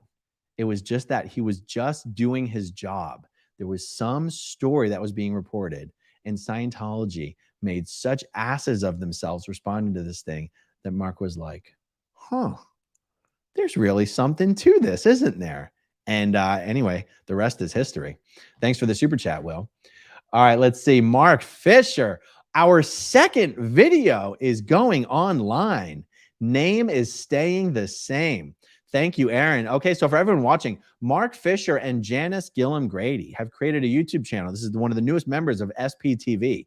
The name of the channel is Our Scientology Stories, Peeling the Onion. Now, you guys might recognize the name Janice Gillum Grady because I interviewed her here on this channel in person just a couple weeks ago. I published it. Janice Gillum Grady worked directly for L. Ron Hubbard from the age of like 12 for like, I think 11 years. I get it wrong. It was 8 years straight or 11 years straight. She worked with L. Ron Hubbard personally, no less than 6 hours a day, 365 days a year for like 11 years. There's like maybe one other person alive today who knew L. Ron Hubbard as well as Janice Gillum Grady did. And Mark Fisher was a high-level executive, personally worked with L. Ron Hubbard as well. So they're going to, my understanding, the way Mark's explained it to me, is they're going to focus on Scientology stories more from like the 60s and the 70s. And yeah, guys, subscribe to Mark and Janice's channel. It's going to be absolutely amazing. Thanks for the super chat, Mark. Always good to see you in the chat. All right, let's see. Robot snot. Delicious. Been viewing your channel for about 7 months. Exciting watching the evolution of the SPTV network. As a fellow night owl, remember 2 a.m. Eastern equals 11 p.m. Pacific. Well, that's true. Looking forward to your coverage. Cheers. Yeah, you're right. So I guess I wouldn't be that tired, would I? I'm actually going to be more on a normal schedule once I get out to the West Coast. So that ought to make things easy for me. Yeah, well, that's awesome, Robots. Now, I'm curious. I know it's hard to, you can't really have a back and forth conversation on these things, but I'm curious, what was the content that you found 7 months ago that you found interesting? Because it clearly wasn't the Danny Masterson trial. Yeah, awesome. Thank you for the super chat, Robots. I appreciate it. Okay, let's see here. Dare I even go back to the chat and try to find some non-supers? I think I dare. I think I dare shall. Okay, I'll hide this comment. Oh, here we go. Rebel Girl Media. Okay, I absolutely love this strategy of putting question in there. That's the solution, guys. That's the solution. I found that question so easily because it says question. I'm a simple guy. I grew up in a cult. I see question, I click. Okay, Rebel Girl Media. I sent you an email like 5 days ago about current Google searches for Scientology, Erie, Pennsylvania, coming back with 2 separate shady locations. Any thoughts? Registered in 77. So my thoughts are this. It comes down to what I was talking about earlier about Scientology missions. Scientology missions, you guys will hear me say they don't even count. And what I mean by that is Scientology missions are privately owned by public Scientologists. They open and they close all the time. There's usually no one there. They're not open all the time. They're usually not open 7 days a week. Sometimes it's not even in its own storefront. Sometimes it's in someone's living room. Sometimes it's in a shack. It's in the mother-in-law suite behind someone's house. Missions are like miniature Scientology orgs that are only allowed to deliver auditing. Missions are not allowed to train professional Scientology auditors. They're only allowed to deliver introductory courses and deliver professional auditing up to the state of clear. They're not, like I said, like a real Scientology org is owned by Scientology. A mission is owned by a private Scientologist. So I'm being a little long-winded here. There was probably a mission in Erie, and it probably had more than one location. And so it's showing up as two different. There was never a Scientology org in Erie. I promise you that. So the only thing that could have ever been there was a mission. And that's why you're getting multiple Google results.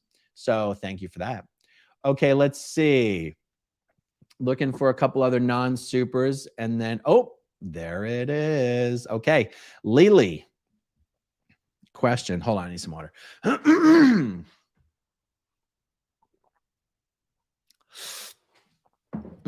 Okay, question.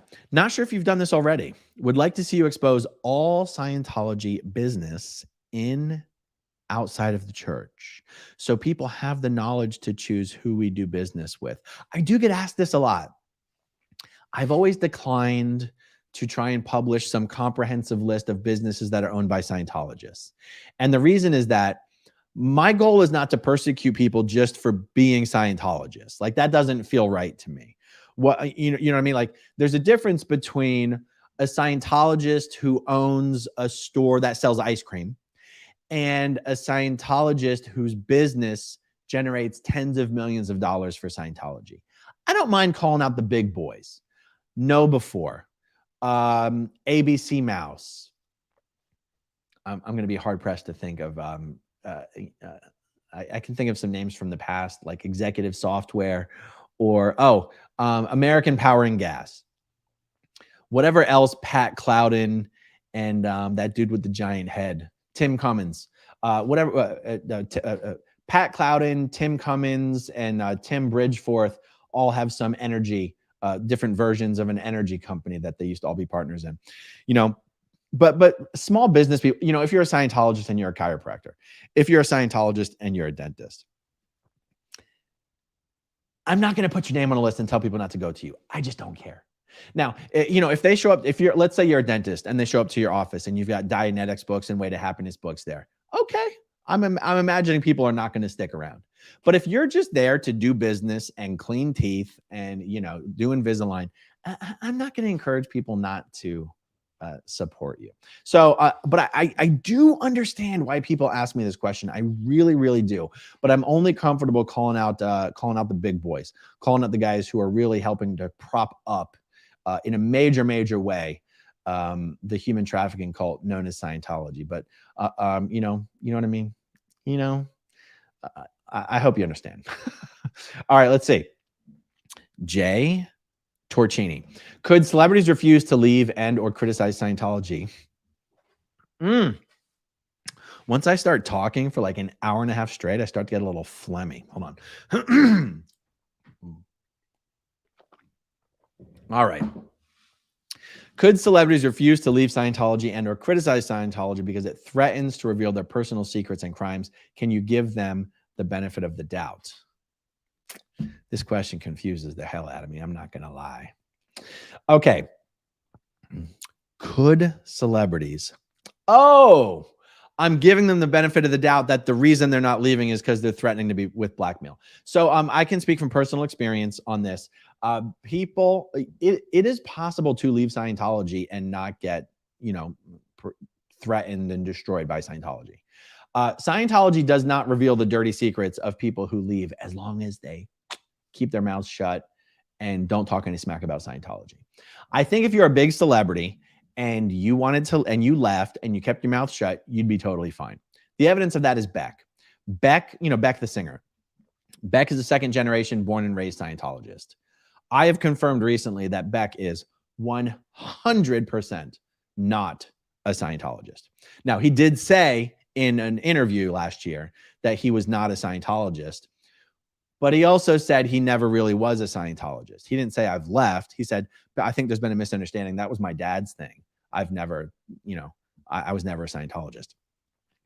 And anyway, so Beck is someone who not only has left Scientology, but he has publicly left Scientology, and they're not, airing his dirty laundry. So no, I don't give celebrities the benefit of the doubt, because also from personal experience, I can tell you, no one gets threatened if you leave Scientology, we're going to air your dirty laundry.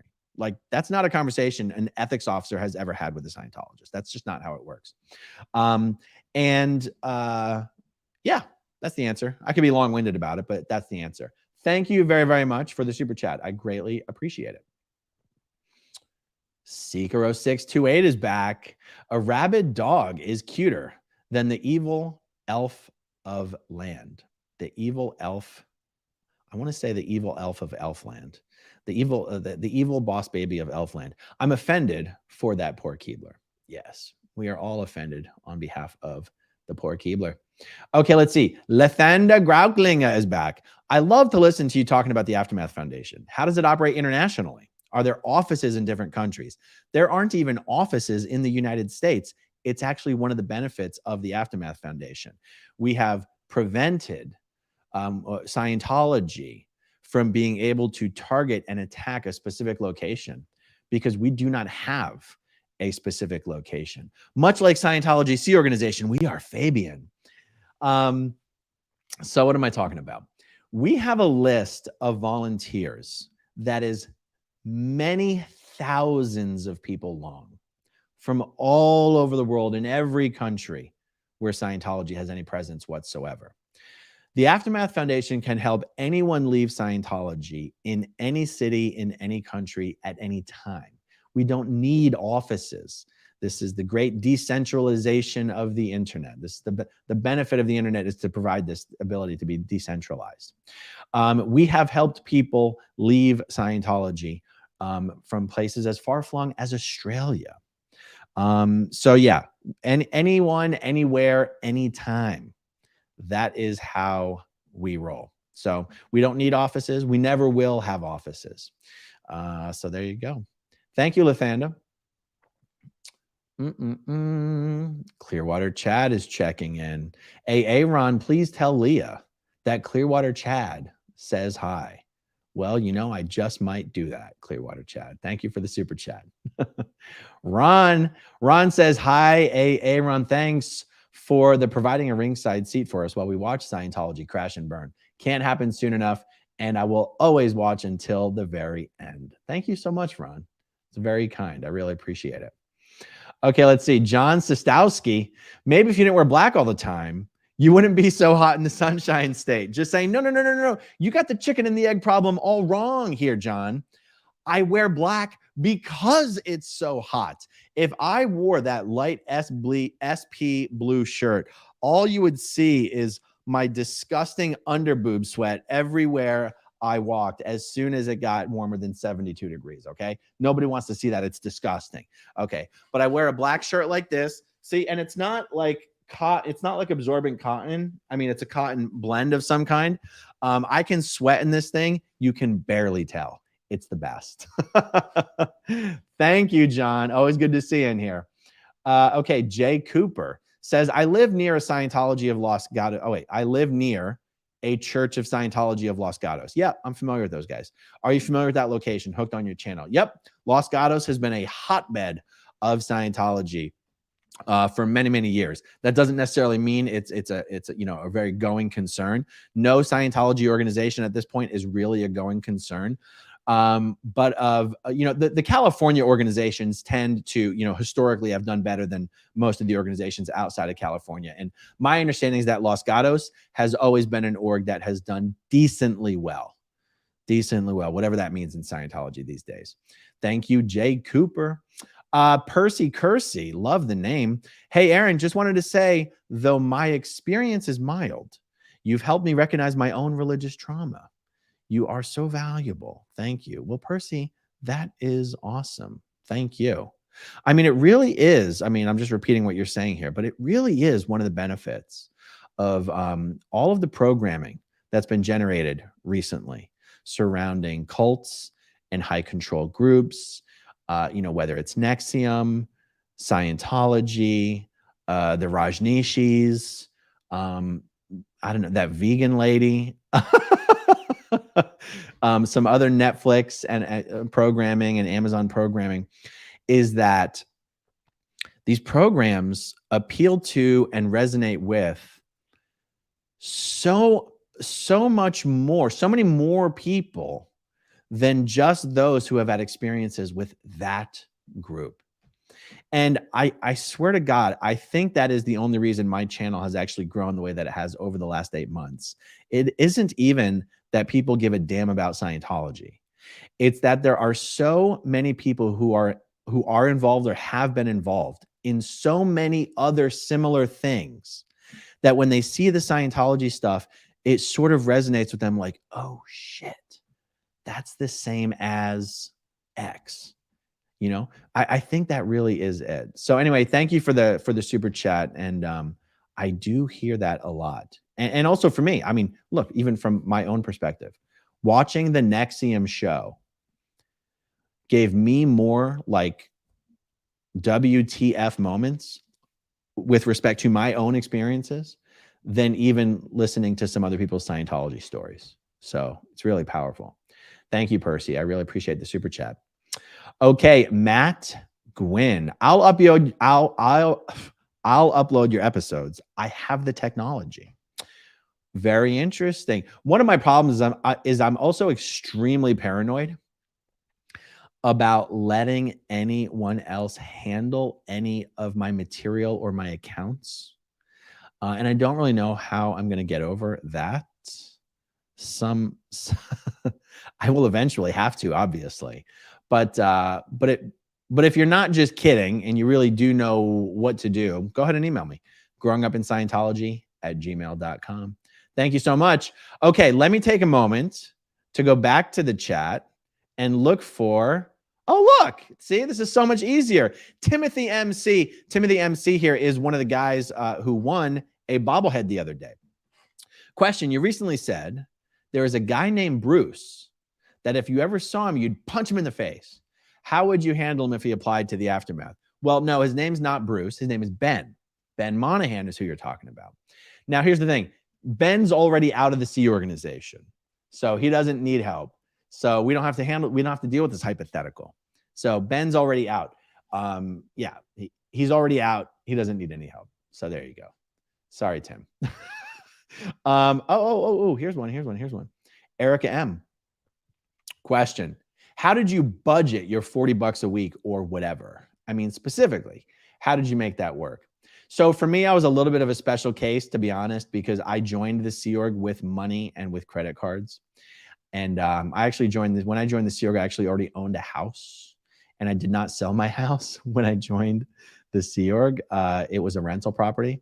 So my property was actually cash flowing the entire time I was in the Sea organization. That's why, like, when things would really get hot and heavy in the Sea Org, I'd be like, you guys know that you need me so much more than I need you, right? Like, you guys know I got better shit to do. I was like, you guys know that I'm here because I want to be, not because I have to be. You guys know that if I want to dip, I'm going to dip whenever the fuck I want. Like, and so it was funny. One time I remember I was in trouble and I was under watch, which really just means that when I was asleep, they put someone outside my door to make sure I didn't escape in the middle of the night. And the chief of security walked by my room and saw this guy sitting outside my door. And he's like, what are you doing? And he's like, oh, I'm on watch. I got to sit outside here so the tech sec doesn't blow. And he's like, if Aaron wanted to leave, he could leave anytime he wanted to. He's like, he's got credit cards. He's got a car. He has money. He's bigger than you. So you don't need to be sitting outside of his door right now. Go to bed. So anyway, that's not a direct answer to your question. Well, I guess it is. I did not budget my $40 a week. And to be honest, we usually didn't get paid. We honestly just usually didn't get paid. You know, you might hear people say that casually and maybe you think they're kidding. It's not, it's very common in the Sea Org to just get no pay at all. So, you know, the younger Sea Org members usually spend their money on snacks when they're not stealing snacks from the canteen. Every now and then, I guess they'll buy them. There's really nothing to spend your money on. That's the thing. Like, you can always find things to spend money on if you want, but the truth is you are working all hours of the day and evening. And when you're not working, you're eating. And when you're not doing that, you're supposed to be brushing your teeth and going to bed.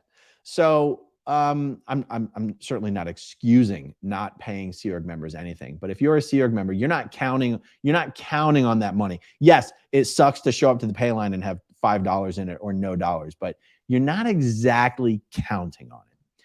Thank you, Erica M. And let me scroll for some more ones that just say question. Ooh, I like this. Matt M. Many companies pull the same controlling behavior BS. You and others help me recognize it. Do you hear that from others? Matt, I don't actually hear that very much, to be honest. Just because of all the things people email me about, that's just not usually one of them. But yeah, that would be an interesting conversation thread. Which large companies have the most cult-like work, like what's the word? Atmosphere is not the word I'm looking for, but environment, work environment is the word I'm looking for. The most culty work environments. That would be some fascinating stuff to look at. Thank you for the super chat. Oh, that's not even a super chat. Thank you for the question, Matt. Okay, let's see. Here we go. Valencia, probably should have clarified in the first chat where I'm from, but wish I was there to see it all unfold. Okay, so you're not in LA. And luckily, I have a new date for the surgery.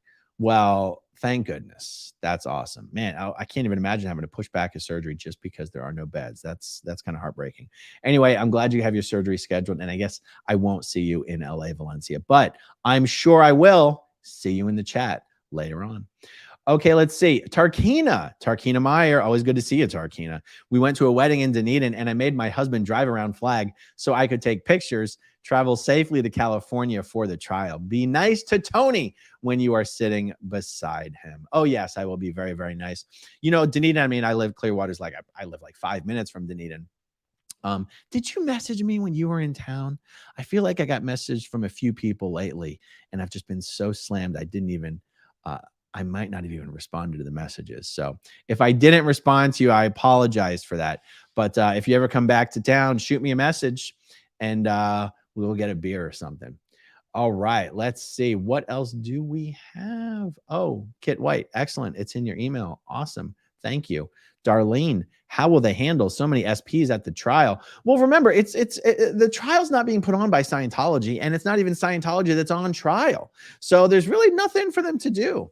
There's nothing for them to do but to sit there, look straight ahead. I mean, they won't even avoid eye contact. I mean, they will make eye contact. Like Scientology's Danny Masterson's crew will try to be an intimidating presence to the big bad SPs that are there. Make no mistake about that. I mean, Mark Headley was in the courtroom for the first chat, and Danny Masterson really gave him the devil eyes. Yeah, so there we go. Okay, Run a Bust Poe. Run a Bust Poe. I recognize you. I remember you from the chat before. Do you think Marty Rathbun will ever speak out again? Nope, not a chance. Not a chance in hell. There is a 0% chance that Marty Rathbun will ever speak out again. Veronica Bombria. I've never been a Scientologist. It pisses me off that they're taking tax dollars from things that my family needs. Yep. I have a disabled daughter. I need government help. Funds are taken from her because of Scientology. Absolutely. 100%. Thank you for the super chat, Veronica. Oh, Calico 26. Danielle Perkins is who you were thinking of. Yep, 100%. Danielle Perkins. Calico 26. You may have already seen this. You know, I did an interview on my channel with Jeff Carlson, who was married to Danielle Perkins. And I won't detail right now the horrible tragedy that occurred in Danielle's family between her brother and her mother. But Jeff and I did an interview discussing that. It's one of the biggest tragedies in Scientology. And it highlights the danger of Scientology's policy of preventing any members from getting any mental health care whatsoever, getting put on any medication for any reason whatsoever, any psych medication for any reason whatsoever. The worst possible outcome you could ever imagine as a result of that policy, unfortunately, unfolded and Danielle's family up in Buffalo, New York. So if you're interested in finding out what exactly all that was about, just search my channel, my name with Jeff Carlson, and you will find it. And it is not pretty. All right, let's see. Joe Virus. Never been a Scientologist, but I am SP for life. My wife, Laura, made the baby Z News for you, Mike, and the Headleys. Long live SPTV. Oh, that is awesome. I think Claire was really heartbroken last night having to give away that baby Xenu. Oh my God, you could see how much Claire loved that baby Xenu. They are so freaking cute. And mine is on the way. So I swear to God, I have to get like a little shelf installed. Not there. I got to get a little shelf here or something so that I can put like the SPTV mug. I can put my David Miscavige plush doll. I can put my Mike Rinder bobblehead with his Xenu costume. We got to have all sorts of cool merch up there. Anyway, Joe, that's awesome. And by the way, I guess we'll find out, find out shortly whether does your wife have some sort of a shop where she sells things like this? Because if she does, we definitely have to promote it. So let us know, and we'll put that kind of stuff in the chat. Thank you, Joe. All right, let's see. Bro Ippy? Just Bro Ippy? Is there any predicting who will flip from Scientology? Well, here's the thing. The flipping doesn't always occur suddenly and without notice. Me and Mike and Mark and Claire are in touch with so many under the radar Scientologists, people who still exist in the Scientology ecosystem, people who are members of some of the most influential Scientology families, people who are staff members at various Scientology organizations. So these people have already flipped, but they are, they've secretly flipped. They're under the radar. They're being secret agents. And so, but these are people who will eventually become public, even if it's many years down the line. But other than that, you just never know, because Scientologists, they're not allowed to talk to each other about doubts or concerns. If someone's having, if someone's secretly watching my videos, they're not allowed to talk to another Scientologist about it. So you never really know. There's so many more people in Scientology who are secretly watching all of our stuff than anyone even knows, than even we know. So yeah, that's my answer. Thank you, Bro Ippy. Let's see here. Brenda Farrow. Why doesn't the lawyers for the trial get in touch with you five and Amy and have you see the jurors to see if any of them are members of Scientology? When you say lawyers, you must mean the prosecutors, so the deputy district attorneys. Brenda, here's the answer to your question. That's just not necessary. And there's also no way that we would recognize current Scientologists by face, like relatively recent Scientologists by face, by sight, just by looking at their faces. It's much easier to look them up online. And the prosecutors have been given authority to look up the names of people online to see if they're Scientologists. And I'm reasonably confident that that will be effective. So thank you, Brenda. Valerie Boljack. Yeah, I'm originally from Montana, now in Pennsylvania. Well, there you go. Fantastic. Always good to see you, Valerie. Miss Kim. Good. I hope many of the victims' supporters get in. I have a feeling there's going to be a lot of victim supporters there. Okay, let's see. Erica M. Johnny and Brittany's trials were not criminal. It absolutely can hurt. It almost did in Johnny's, actually. They're much quicker to grant a mistrial when someone's freedom is on the line. No signs, please. Oh, you mean it can't hurt? You mean having signs outside? Oh, because I said it can't hurt. Johnny and Brittany's trials were not criminal. It can hurt. It almost did in Johnny's. They're much quicker to grant a mistrial.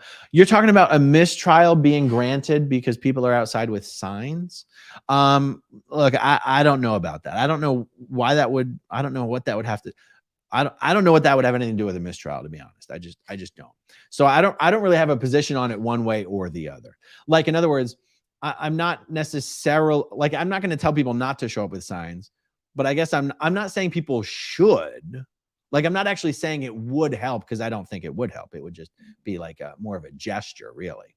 So I'm not saying it should happen, but I'm also not sure I can say it shouldn't. I think if people want to do it, they can. But what do I know, guys? I'm just a guy who grew up in a cult. But thank you, Erica. I mean, your point is taken. So people should make up their make up their mind about that, I guess. Okay, Kathy Ann. When Scientology has marriages performed, is it by a Scientology judge, since there aren't ministers, or is it an internet certified Scientologist who performs? Kathy Ann, there might be a basic misunderstanding on what is required in order to perform a marriage. Scientology has religious status in the eyes of the government.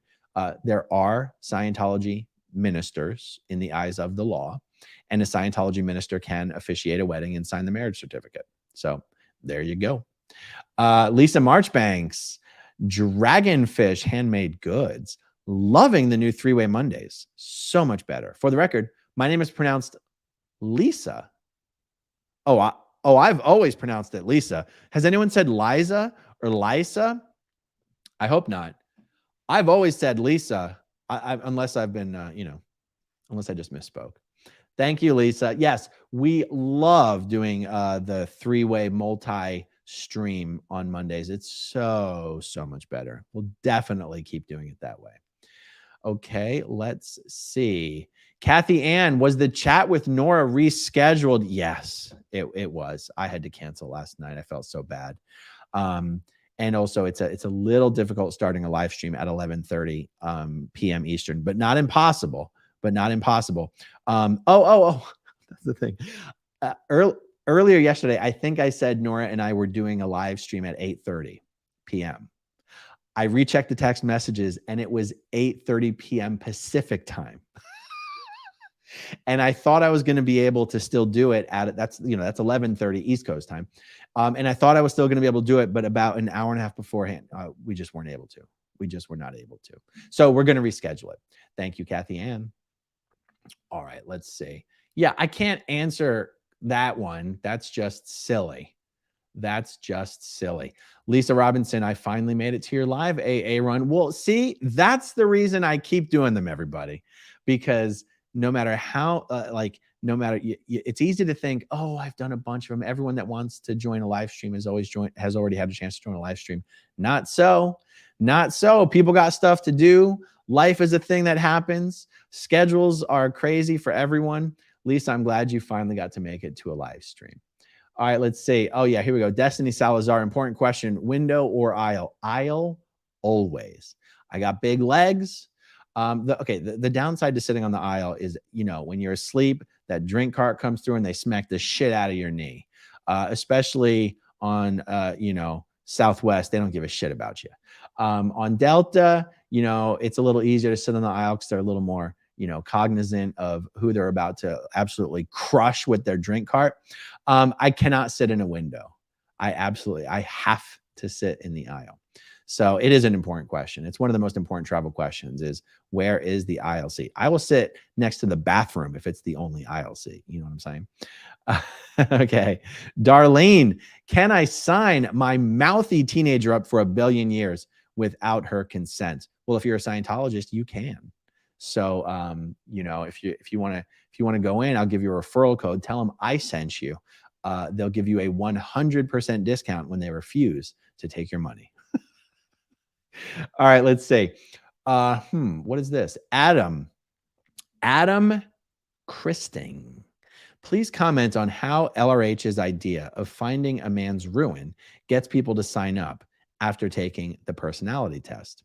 So what this means, finding someone's ruin, is Scientology speak for basically the registrar, the person responsible for selling you courses in auditing, using your personality test and the results of your test as like a crutch to talk to you about different aspects of your life and find out what is the thing you most want to improve about yourself in your life. And usually it's not something that you're already good at that you want to get better at. It's usually something you feel very bad about. You feel you're horrible at. You feel the idea would be, what is the thing about you that you feel is ruining your life?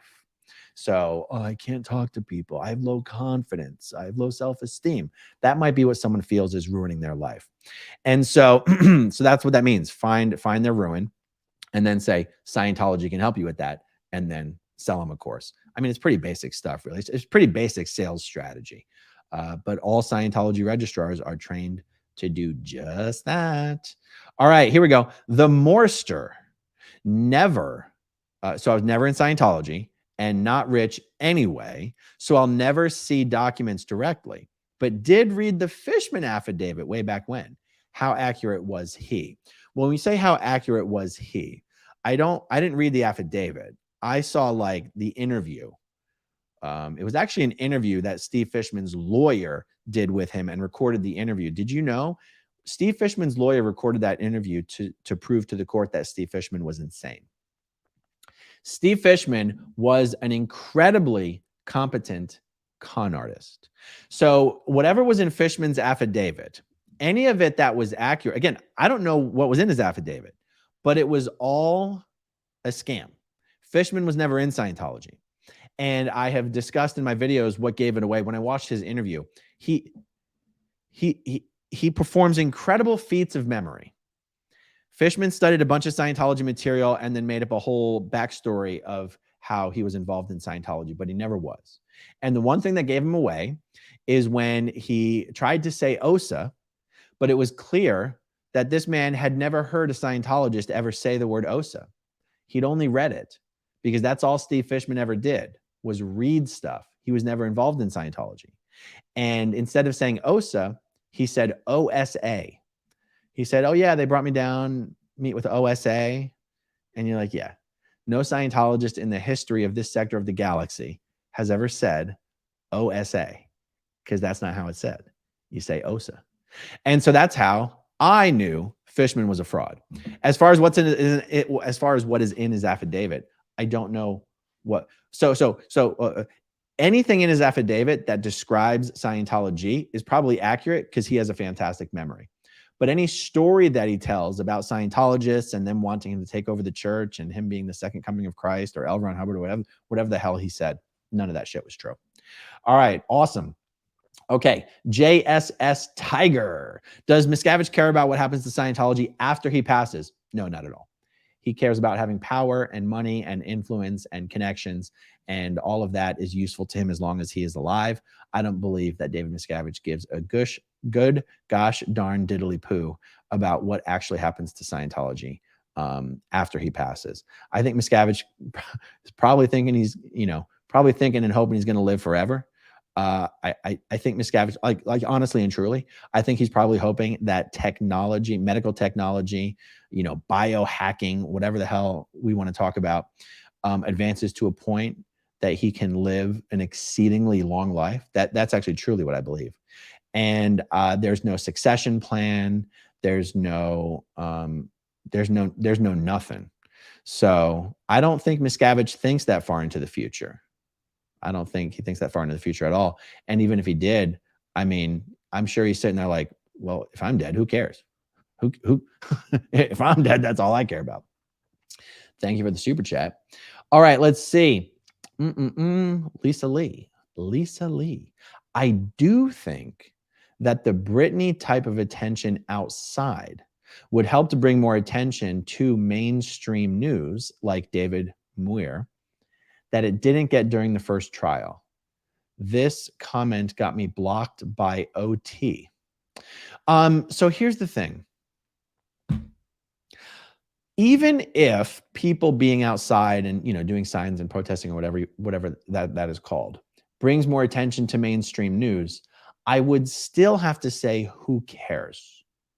And I'll just jump in here and say some shit that might actually one of the ways Tony Ortega has mistreated former Scientologists, particularly ones who are engaged in lawsuits, is he acts like he did them a favor by writing about their lawsuit.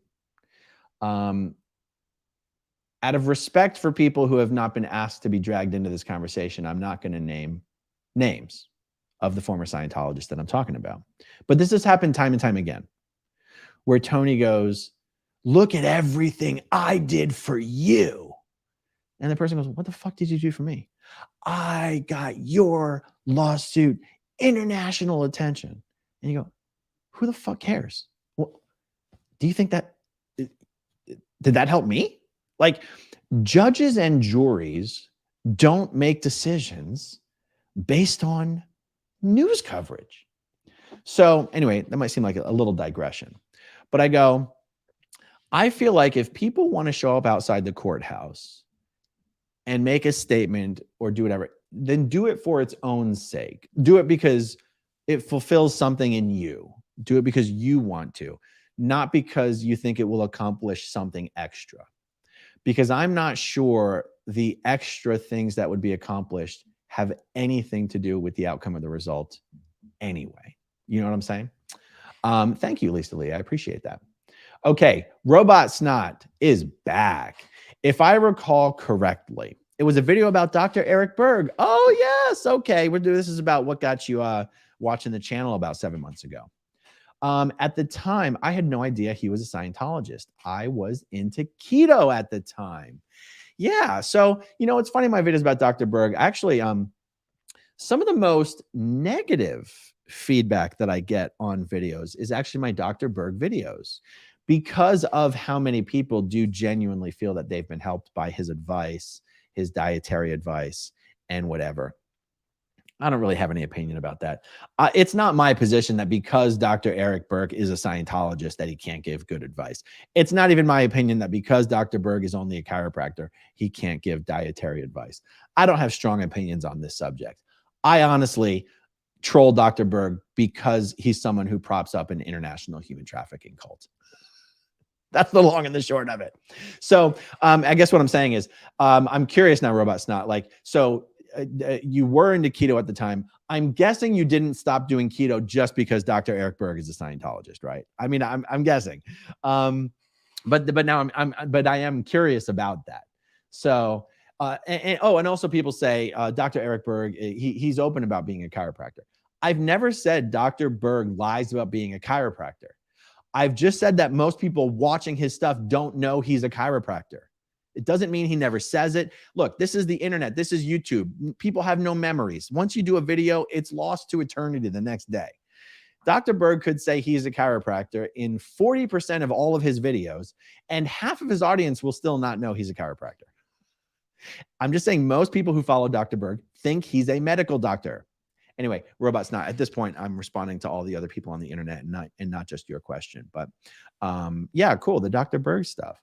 If I recall correctly, I probably only started talking about Dr. Berg after his son, Ian, left Scientology and started talking publicly about that. So you must have seen some of the stuff that I did with Ian as well.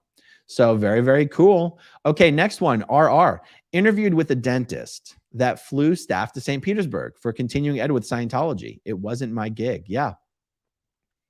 That's a big thing, man. Dentists and chiropractors.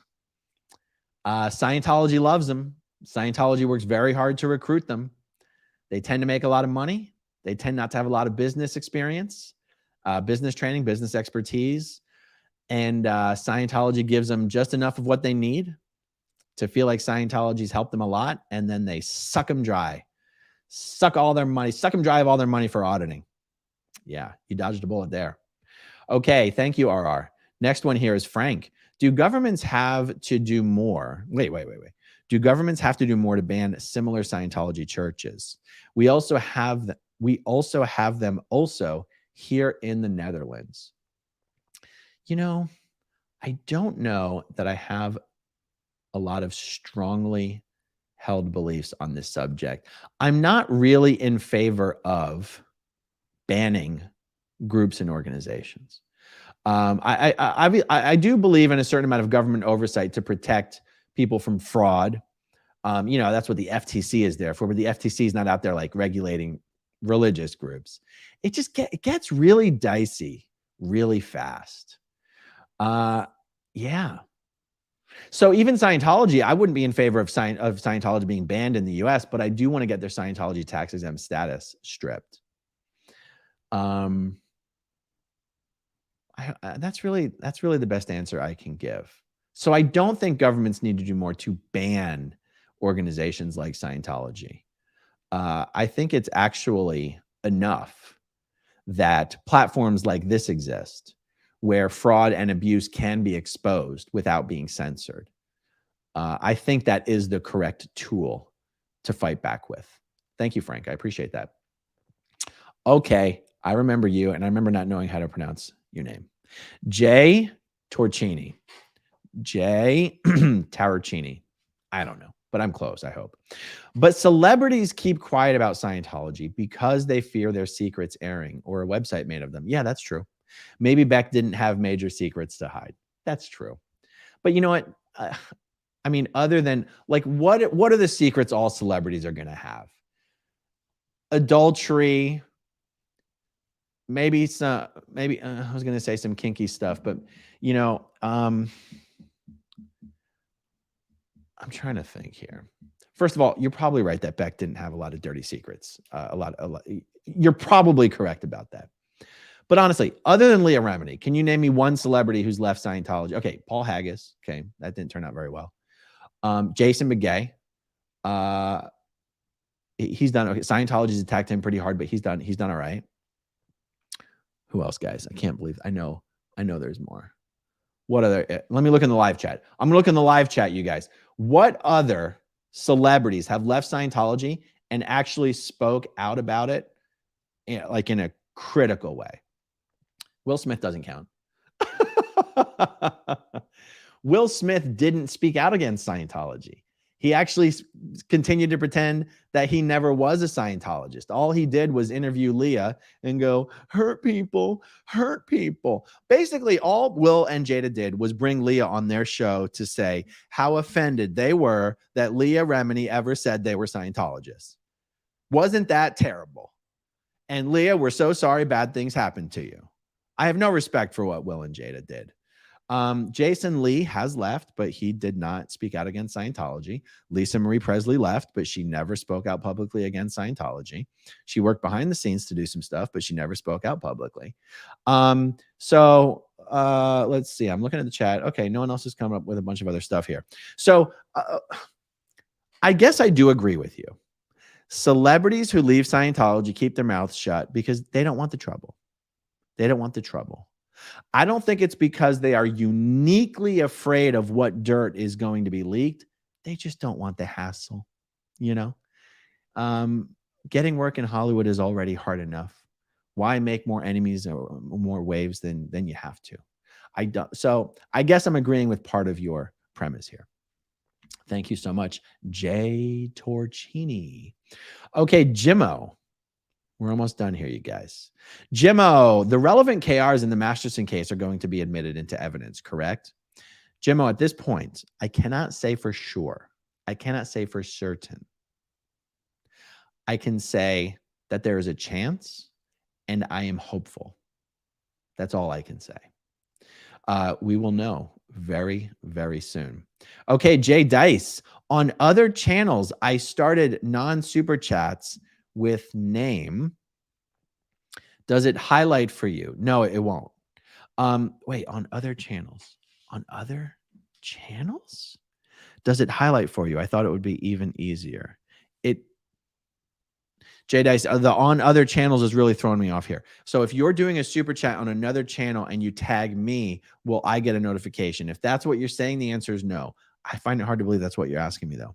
If you tag me in the comments of here, I think it does highlight my name, but I don't get like some special notification or something. And yeah, it doesn't pop out for me. It's much, much better to just have the question, the word question typed out. Okay, let's see. The new video archives. With so little members, do you think any new orgs will close anytime soon? No, they will never close down a brick and mortar Scientology location. Scientology will swoop in at the last moment and pay any tax liens or actually, no, Scientology orgs don't pay property taxes. This is one of the reasons no orgs will, one of the reasons a Scientology org will not close down. First of all, Scientology would never let it. But also, they don't pay property taxes. And they don't. So the only real expense on a Scientology property to Scientology is the electrical bill and the water bill. And maybe a gas bill if it has gas, but I've never been in a Scientology org that had gas power.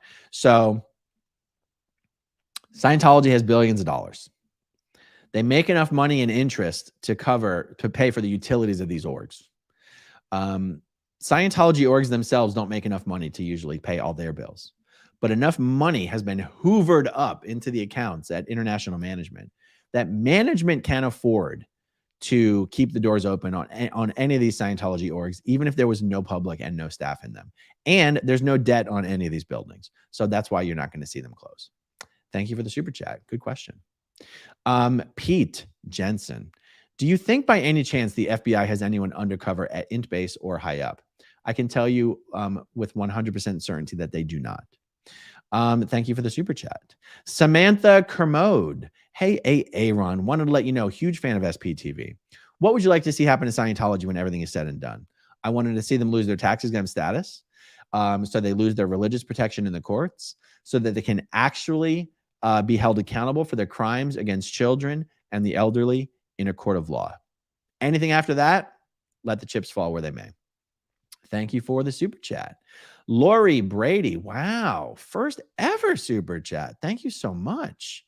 When you talk about all the Scientology buildings in Clearwater and Los Angeles, I'm picturing David Miscavige setting up his personal fiefdoms like the Vatican and Rome. Maybe Miscavige wants a big pointy Pope hat for the extra inches. Yes, exactly. Miscavige does have his little fiefdoms. I mean, that's really what Clearwater kind of is for him.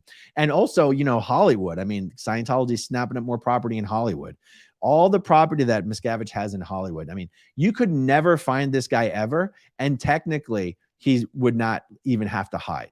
Like, he would just go from Scientology building to Scientology building, private parking garage, secret entrances, private parking garages, car elevators. You know, Tom Cruise's apartment in Clearwater's got a car elevator.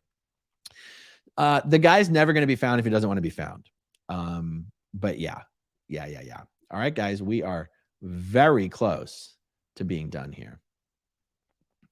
Hold on, just unstarring some stuff. Do you know anything about the Seattle organization as far as programs, size of operation? Would going up to do a tour or whatever get me on any list? It'll get you on their mailing list. That's the last thing you want to get on. The Seattle org has never been a busy, successful, thriving organization. I mean, no Scientology organization these days really is. But even back in the day, Seattle's never been putting up any kind of special numbers. You could go and do a tour and just see what the hell's there. They might be one of the orgs that already has their big, brand new, beautiful building. It might be interesting for you to see how empty it is. Also, I got to be honest. I would be shocked if they would take you on an actual tour of the delivery spaces, the course rooms, you know, the auditing rooms, stuff like that. I don't think they do things like that. I'd be interested to see if you could even get a tour. You're certainly not putting yourself in any danger by going to do something like that. So if you do try to do something like that, let me know how it goes. Shoot me a message at growingupinScientology@gmail.com. That would be fascinating. Okay, let's see. Andy Fabulous watched Chris Shelton today, and it was excellent. He said Americans are only ones to speak out, while other continents remain silent about Scientology. I don't think that is true. I can think off the top of my head of some German Scientologists who've spoken out. I mean, I interviewed one on my channel alone, Sabrina Lucia.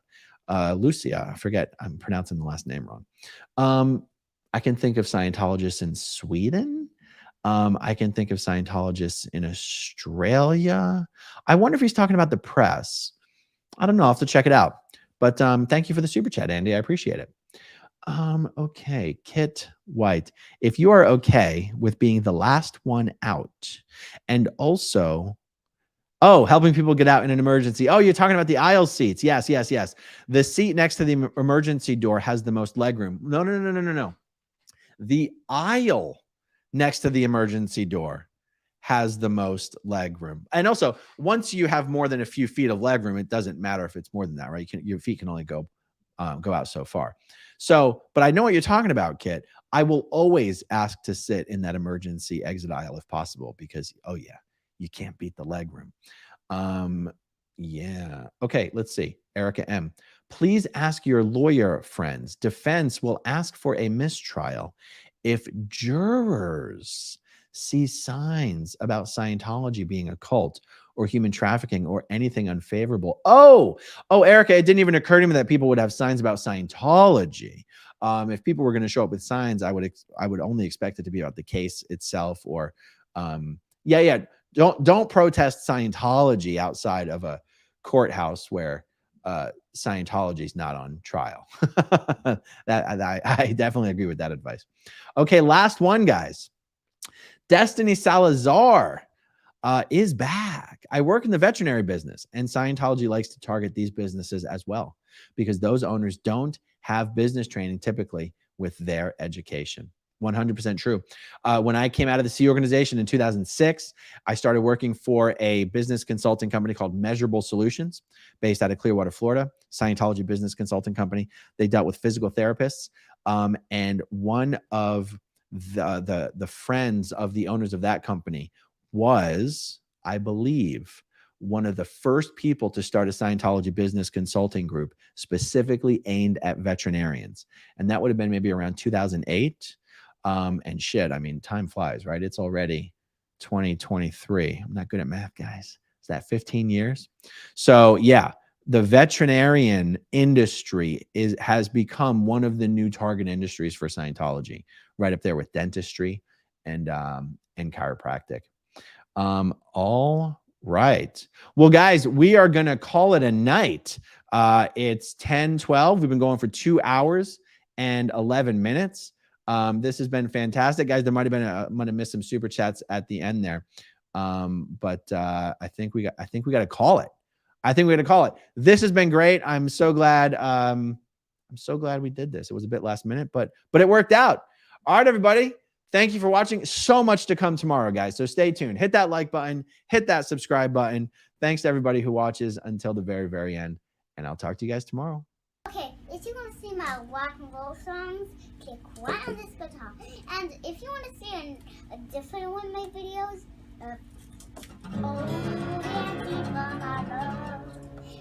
then you could click right inside here. If you have subscribed or not,